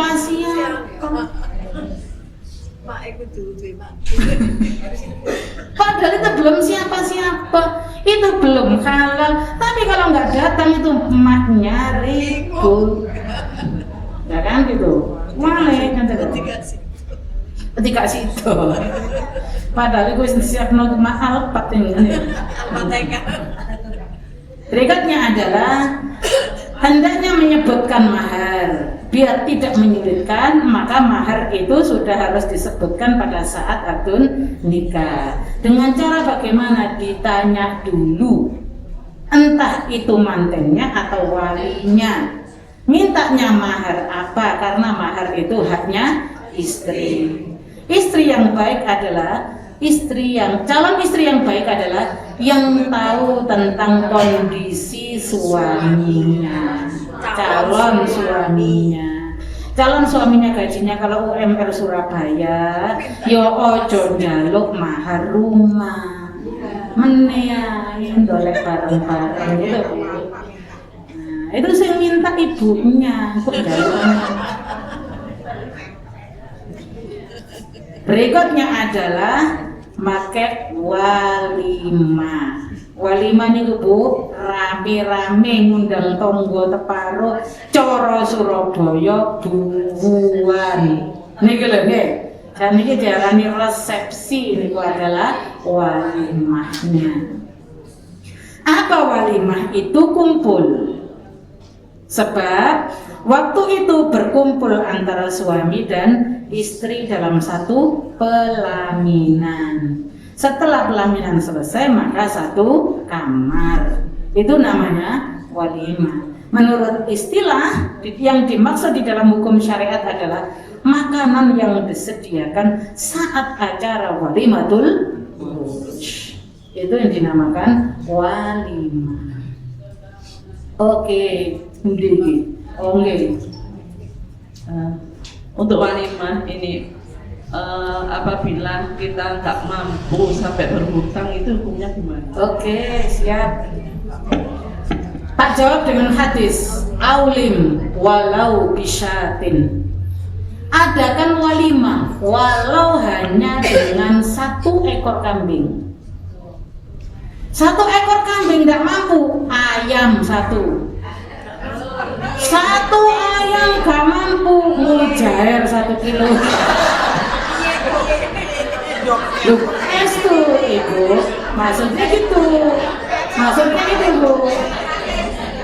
Lah kalau walau bisa dan itu kan yang ringan gitu kan nggih. Jenengan kalau nyewa gedung, ini itu dan sebagainya, kira-kira niku kalau dipakai beli kambing dapat berapa nih? Nah, dapat banyak. Makanya kata Rasulullah, alim, adakan walimah walau bisyatin, walau hanya dengan 1 ekor kambing. Undang orang sekampung itu untuk datang ke tempat kita sebagai pertanda bahwa kita sudah mengadakan walimah. Syukur kita kepada Allah karena anak kita sudah ada yang menjaga, yang bertanggung jawab kepada anak kita. Ngerti kan?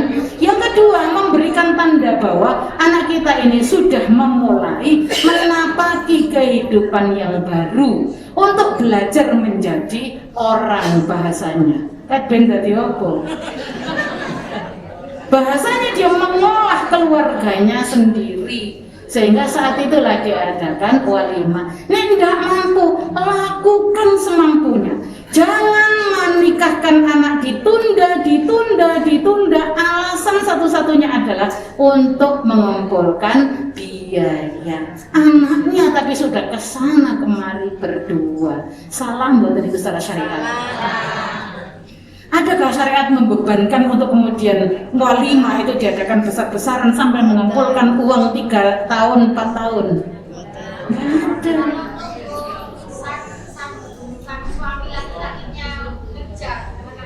Loh, lulus kuliah, gitu, sama-sama lulus kuliah, belum bekerja tapi sudah kesana kemari berdua, nikahkan Bu, nikahkan. Pangapunten lang, kok yang nopo mengenai Allah akan memberikan rizki setelah menikah. Yang fakir maka segera menikah, nanti akan jadi kaya. Ngono bahasanya hadis. Wong tuane sing tiung-tiung ngene lho. Waduh, iki engko njaluk aku iki ngoten. Jangan begitu. Sudah. Bismillah. Karena nanti rezekinya orang dua itu akan dikumpulkan jadi satu oleh Allah. Sudah diikat dengan ikatan pernikahan. Ini mengambil syariat yang tepat. Nggih. Jangan kemudian nunggu dapat pekerjaan dulu sampai kapan. Tapi ternyata kalau nunggu pekerjaan enggak ada masalah kalau enggak sering ketemu. Nah ini enggak nih. Setiap kemana-mana minta antar, setiap kemana-mana berdua dan seterusnya. Tapi belum ada ikatan pernikahan secara syariat itu maaf menyalahi syariat. Kalau disirikan nggak apa-apa. Nah, nanti terus nyewa 5 wis hamil, ngono. Mboten napa-napa, apik niku bagus. Nikah. Sakniki yo hebat kan ya? Lah, pokoknya kalau sesuai dengan syariat niku insyaallah Allah akan ngatur dengan yang baik. Nggih. Jangan nunggu bekerja dulu dan seterusnya. Nanti pekerjaan itu akan datang. Kita tidak tahu. Allah memberikan rezeki itu kapan kepada seorang itu betul ngerti. Sama sekarang kembalikan kepada kita saja, nggak tahu ya. Kembalikan kepada kita. Kita dulu waktu nikah, masya Allah, belum punya apa-apa. Tapi dengan berjalannya waktu, karena kita pendekatan ke Allah dan terus ikhtiar, Allah memberikan rezeki yang luar biasa, ya kan? Ini kok Bu Sri punya dengan tanya dulu waktu nikah bapak tadi apa wisan kan gitu lah. Kalau sekarang bisa sedekah baju terus saya ngono ya.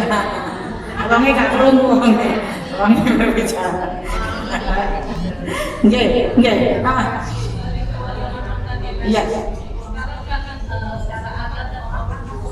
Nggih.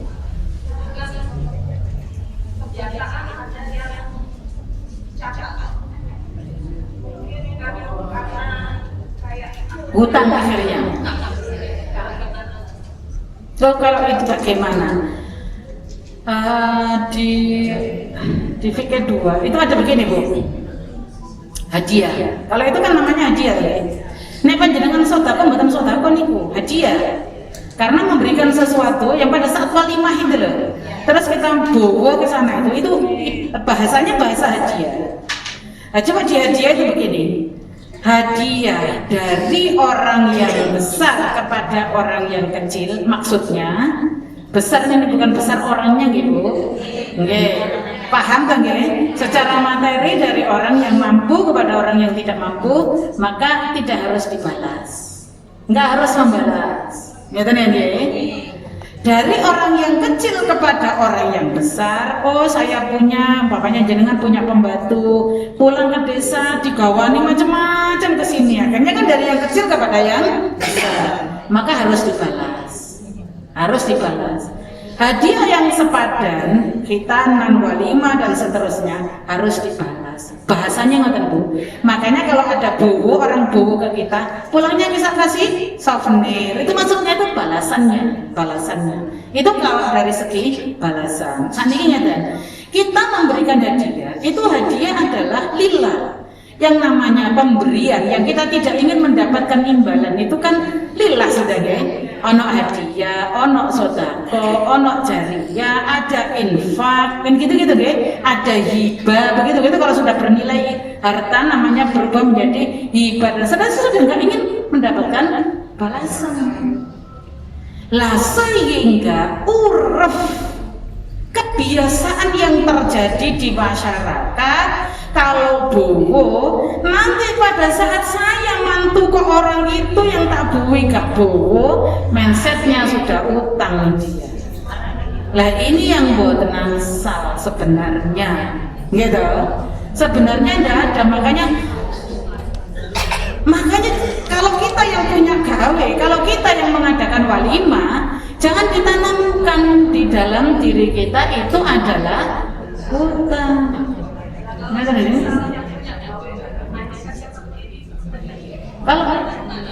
Kalau orang yang punya gawe bermindset seperti itu, terus kita gimana? Wong kita itu ngoten itu hadiah kok. Memang kan hadiah sepadan itu harus dibalas. Kita ngekei hadiah, nanti ya dikasih hadiah. Nah itu dong sebenarnya. Tidak ada kemudian itu adalah termasuk utang buat renten sebenarnya. Tapi ternyata yang terjadi di masyarakat itu dianggap utang. Uruf nih Bu, uruf secara kebiasaan. Saya sampaikan, uruf itu adalah menjadi sumber hukum. Jadi hukum yang tidak tercatat, akhirnya itu uruf itu kebiasaan yang terjadi di masyarakat. Kalau sudah kebiasaan terjadi di masyarakat yang seperti itu, ya sudah berarti kita mengikuti yang seperti itu kan ya. Tapi kalau kitanya sendiri yang punya gawe, gak usah punya pikiran yang seperti itu. Kita menikahkan anak kita memberikan mengadakan walimah untuk pernikahan anak kita, itu adalah dalam rangka kita bersyukur karena anak kita sudah ada yang menjaga.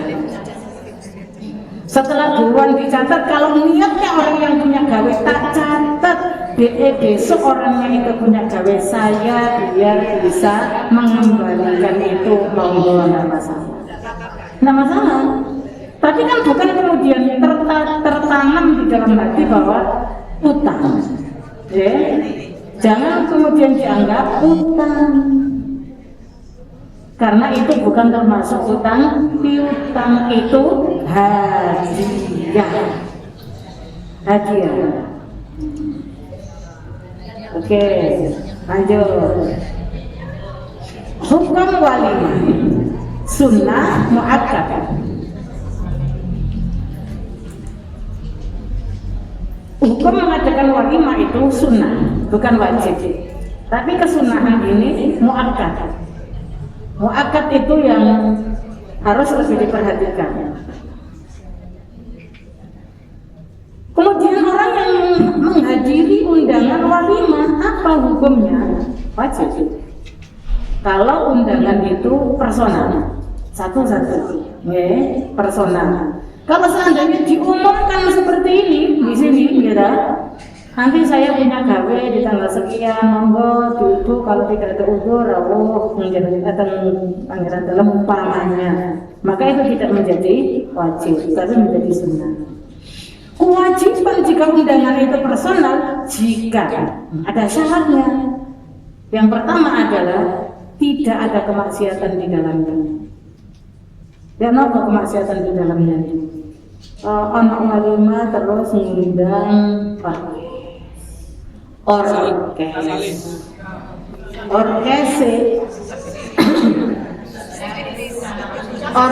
ini kurroke samenten ini gak kelandian. Insyaallah gak iso kudu kelandian. Busri gak jane sing ngekeki kelandian. Sehingga yang lihat, bapak-bapak yang lihat gitu, banyak Masya Allah. Lah ini kok sopo nanti sih bertanggung jawab, berarti kan yang punya. Yang kedua, jika di dalamnya tidak dibedakan, semuanya sama. Semuanya sama, paham yang saya maksud? Tanggone kampung sing maaf, itu diundang ke rumahnya aja. Sing behes-behes diundang ke gedung. Itu berarti membedakan status sosial seseorang dari hal-hal yang sebenarnya tidak ada manfaatnya, hal duniawi. Maka kemudian kalau itu terjadi, tidak wajib kita datang. Tidak wajib. Maksudnya kalau wajib itu bukan dosa tuh kalau nggak datang, itu harus sebenarnya kalau wajib. Nah ini enggak. Kenapa? Karena ada larangan-larangan yang kemudian di dalamnya bersyarat. Lah termasuk di dalamnya ada tos-tosan dulu biasanya. Oke. Nah ini minuman keras. Saya ini pernah, soalnya saya punya pengalaman. Saya diundang ke hotel Majapahit, sama suami datang. Loh, rupanya di sana ono kos-kosan, apa itu? Minuman keras, pulang saya. Biasa soalnya bukan ngerti ya caranya kos-kosan. Jadi jika tidak ada udzur syar'i yang model-model seperti itu, dan termasuk udzur syar'i adalah jika kita umpamanya undangannya itu di Malang sana, kemudian saya sendiri tidak ada yang mendampingi perjalanan jauhnya ke sana, itu berarti termasuk udzur syar'i. Kalau kita ke sana sama suami bukan apa, kalau kita sendiri itu masuk udzur syar'i.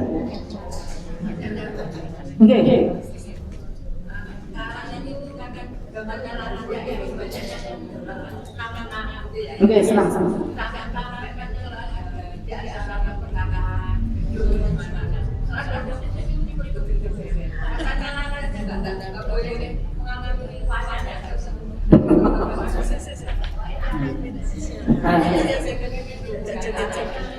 Bu, kedengaran kan?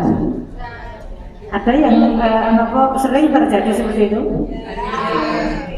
Ibu, kalau seandainya joget-joget niku podo wedoke di tempat tertutup, contohnya senam di tempat tertutup sama-sama perempuannya pakai baju senam yang ketat-ketat itu lebih karena senam niku olahraga itu penting untuk menguatkan otot, ya deh ya, dan gak turu ya deh Bu, ya seperti itu maka boleh. Tapi ini ternyata joget-jogetnya itu ada yang putra laki-laki, wonten laki-lakinya jogetnya kok masya Allah terus ada, Lah, ini campur lagi perempuan. Hal yang seperti itu insya Allah kalau di orang-orang yang taklim seperti ini sudah agak-agak nggak ada dong ya, sudah agak-agak nggak ada.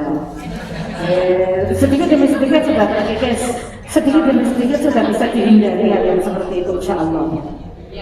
Mumpung saya ingat karena ada pertanyaan seperti ini yang terjadi juga pada saat reuni, gitu, reuni. Kalau yang sepuh banget sak uti-uti ngoten niku kira-kira pun mboten. Tapi nek sak menten-menten iki ije. Contohnya maksudnya ngeten lho sing mboten niku apa? Sama niku terus reuni padha tuwane kadang-kadang lupa kalau beliau itu sudah punya pasangan masing-masing. Terus akhirnya maaf tipikal. Terus gandennya gablok-gablokan. Walaupun sudah tua nggak mboten nangis. Lah ini sudah sauti insya Allah nggak akan terjadi sesuatu. Nah sama teman-teman ini gigit terjadi sesuatu. Makanya ngapunten efek dari reuni itu luar biasa. Makanya pesan saya, kalau jenengan mengadakan reuni harus didampingi suami. Suami ada reuni di kelompoknya, istri harus ikut.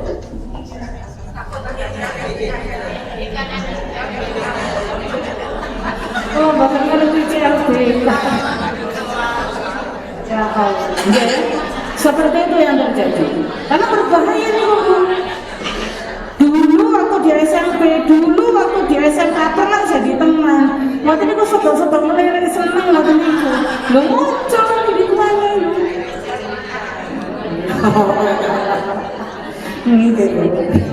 Ya, seperti itu. Cinta lama tumbuh kembali, bersemi kembali. Oke. Jadi ada yang seperti itu. Jadi gimana kalau joget-joget? Mboten ada joget lah. Sekedar ketemu bersilaturahim itu bagus, memperpanjang umur, memperbanyak rezeki. Tapi hal-hal yang sekiranya itu menyalahi syariat ya sedikit demi sedikit dihindari. Sudah tidak pakai lagu-laguan nggak kita sudah pakai begitu, sehingga nggak menjadikan goyang. Kalau ada lagunya itu akhirnya jadi goyang. Ya nabi. Bertambah imun, tenang. Oke. Lanjut. Hikmah walimah.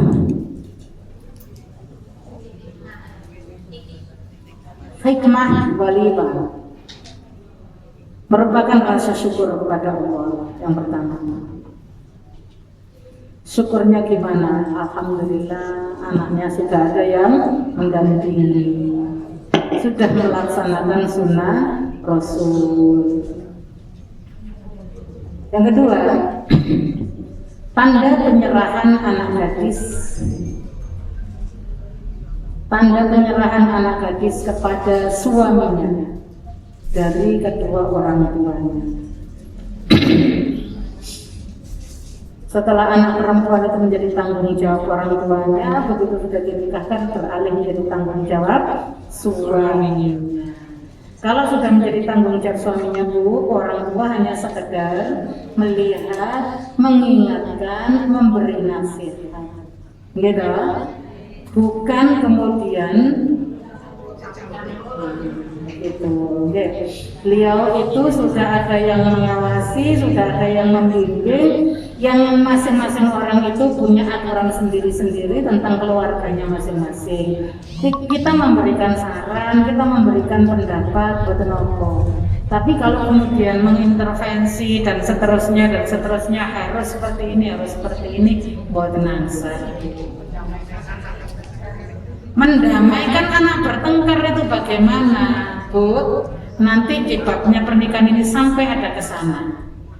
Jadi tidak boleh kemudian kita ini mama anak kita curhat ke kita, terus kita membelanya anak kita, padahal sementara kita belum tahu dari sisi suaminya. Nah itu juga buat nangsal mau niku nanti. Gimana sih sebenarnya? Didengarkan aja dulu ceritanya. Nanti kemudian dikonfirmasi ke suaminya. Kedua belah pihak. Sehingga nanti tidak jadi kemudian kita ini jadi orang tua hanya membela anaknya saja, sementara kita tidak tahu anak kita ini benar apa tidak. Yang ketiga, sebagai tanda resminya adanya akad nikah.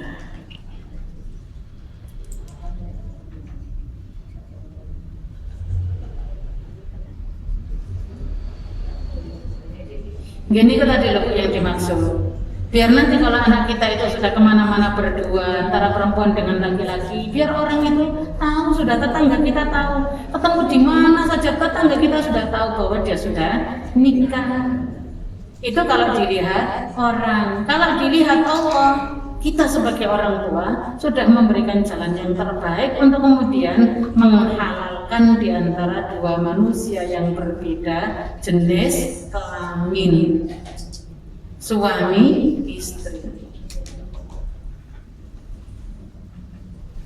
Yang terakhir sebagai tanda memulai hidup baru bagi suami istri.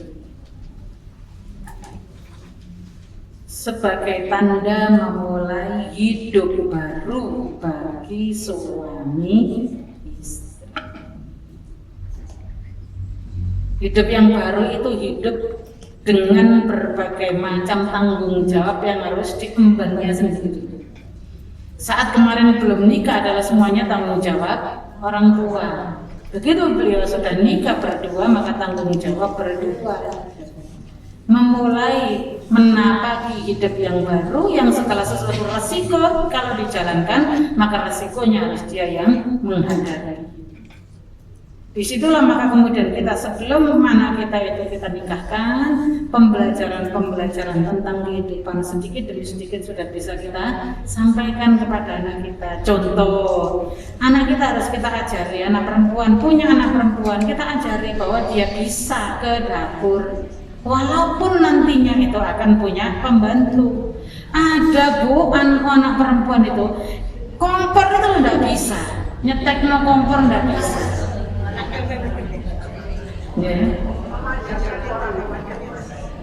Nah ini kan lah enten kan ternyata begitu itu kan ada. Yang namanya orang perempuan ini laos apa kunir, apa bawang merah, apa bawang putih itu tidak tahu namanya. Ini kok juga ada. Nah, kita jadi orang tua tetap harus ngajari anak perempuan kita. Karena nanti diantaranya adalah tumbuhnya cinta seorang laki-laki itu diantaranya adalah diawali dari perut. Kalau sudah perutnya terpenuhi, nyaman, nikmat, cinta muncul. Ini penelitian dari Jepang. Ya. Ada yang ditanyakan sampai di sini dulu?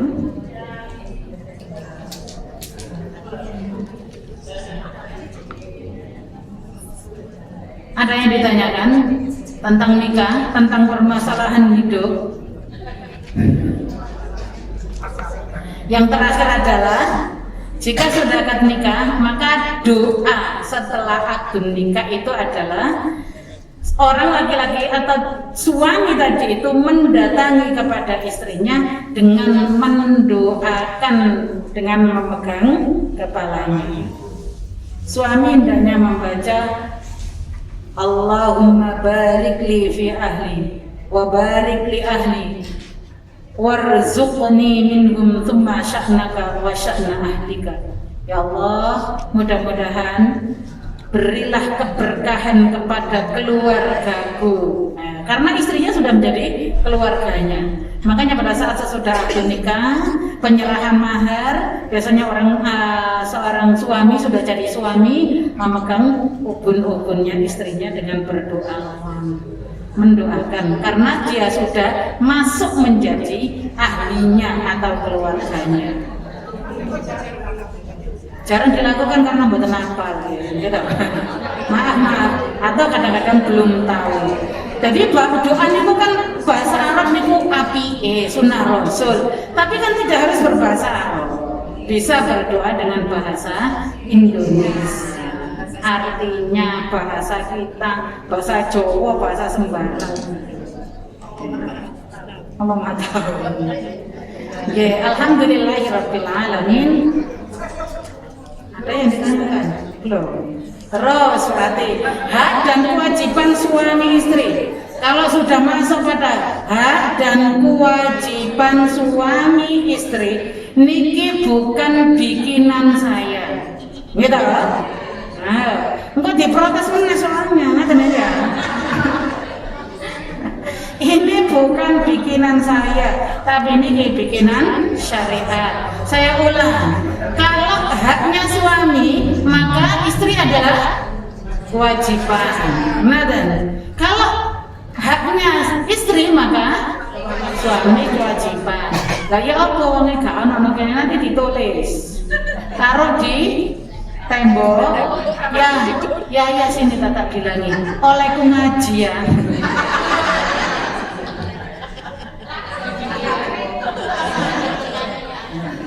Tapi Bu, orang yang baik adalah orang yang tidak menuntut haknya, tapi konsentrasi dalam kewajibannya. Gitu Bu. Ayo, lakukan saja kewajiban secara baik, ridho, maka nanti hak akan datang dengan sendirinya. Hak akan datang dengan sendirinya. Dalam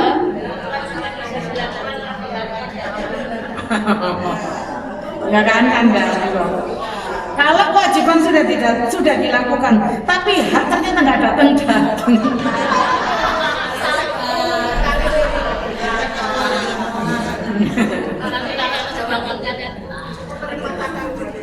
Belum boten Bu. Sing ikhlas ta nglakoni kewajiban. Sing ikhlas ta nggih melakukan kewajiban. Nanti Allah yang bayar itu lewat siapa saja kita tidak tahu. Karena ya tadi itu Quran Bu, mas ada kebohongan Bu di dalam Quran Bu? Hah? Ada kebohongan Bu di dalam Quran?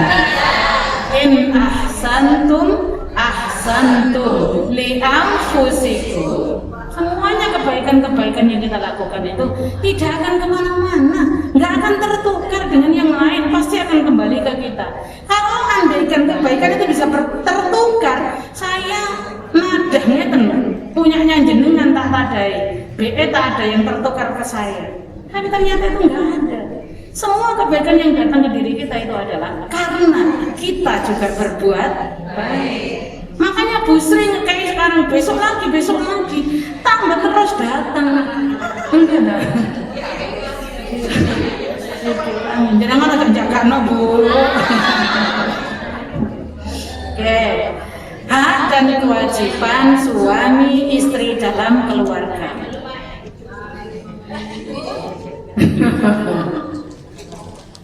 Hak bersama di dalam keluarga ini ada hak bersama suami istri, ada kewajiban bersama suami istri, ada hak suami atas istri, dan ada hak istri atas suami. Karena tentu ini hak dan kewajiban munculnya begitu. Jadi sama-sama punya hak ada, sama-sama punya kewajiban ada. Yang satu punya kewajiban berarti yang satu harus mendapatkan haknya dan kebalikannya. Oke kan? Bahas yang pertama, hak bersama suami istri.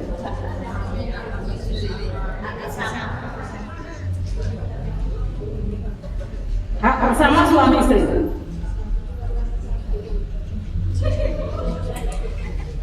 Buatan lu. Anda ini bukunya wis buta.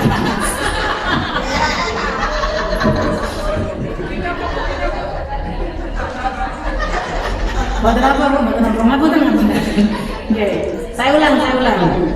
Hak bersama suami istri berarti suami juga punya hak, istri juga punya hak. Maaf ya, foto cerok. Gak usah ditulis nih sedikit bu. Suami dan istri sama-sama berhak untuk saling bergaul, mengadakan hubungan seksual. Karena itu hak bersama. Tidak boleh seorang istri itu hanya kemudian punya pikiran yang penting suami saya sendiri, tapi dia sendiri tidak pernah merasakan kenikmatan itu. Buat tenang saja. Karena itu maka dua-duanya kalau terjadi permasalahan di dalam hal itu bisa dibahas berdua, dan itu bukan merupakan hal yang tabu bagi suami istri, sehingga kedua-duanya bisa mendapatkan kenikmatan yang sama. Karena kalau tidak mendapatkan kenikmatan yang sama, membosankan itu nanti jadinya.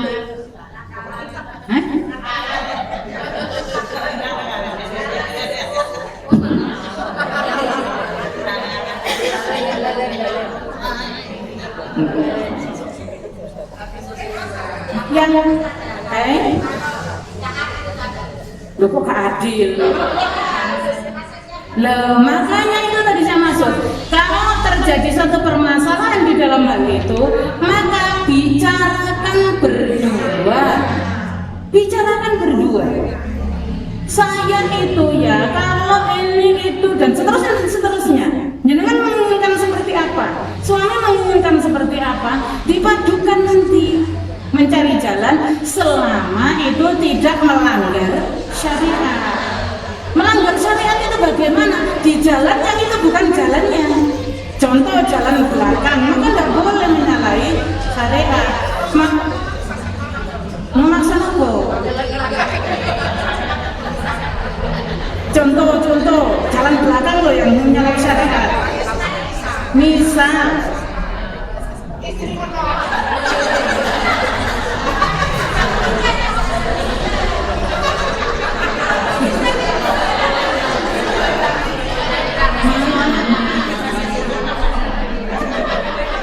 kenapa bu?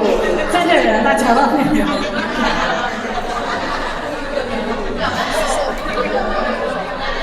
Kalau seandainya suami memaksa, padahal itu menyalahi syariat. Contohnya nopo jalan belakang, ibu jalan belakang. Maksud saya lubang yang belakang, bukan lewat belakang. Halo.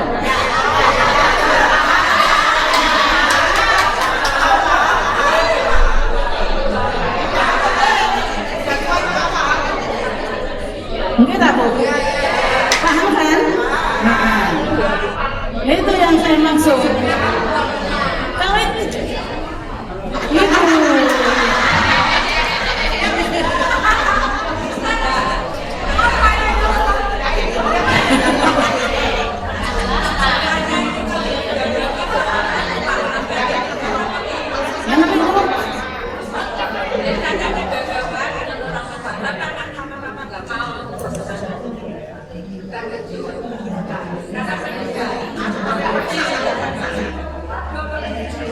Kalau kita punya anak, Bu, terus kita jodohkan ke orang lain yang anak kita sama sekali nggak tahu, nggak kenal. Niku kudu dari awal ditata dulu, Ibu. Dari awal ditata dulu. Maksudnya begini, jangan sampai kita itu ada unsur paksaan, apalagi yang laki-laki. Laki-laki tidak boleh dipaksa untuk nikah itu. Saya jodohkan dengan perempuan ini. Kalau seandainya sudah ditunjukkan, terus kemudian dia tidak senang, tidak boleh dipaksa kalau anak laki-laki. Kenapa anak laki-laki tidak boleh dipaksa? Karena dia pengendali pernikahan. Kalau dipaksa suatu saat nanti muncul kekurangan dari istrinya sedikit mawon, dia terus tidak mau, mudah untuk memutuskan pernikahan itu. Jadi untuk anak laki-laki syaratnya kan betul. Syaratnya pernikahan itu harus ada calon istri, harus ada rukunnya harus ada calon istri, calon suami. Syaratnya calon istri, calon suami itu kalau di calon suami tidak boleh dipaksa. Gitu. Nah kalau dipaksa nanti jadinya seperti itu loh, yang anda kampus habis lah. Saya jatuh ke sana. Oke. Alhamdulillahirabbil alamin. Bon, besok lagi disambung ya. Hak dan kewajiban suami istri sampai situ ya. Pertanyaan yang tadi itu Bon dengan jawaban saja. Alhamdulillahirabbil alamin. Mohon maaf atas bahasa-bahasa saya yang barangkali melewati aturan-aturan ya, karena memang harus seperti itu yang diterangkan. Karena memang ini urusannya lanang ambek wedok. Alhamdulillah.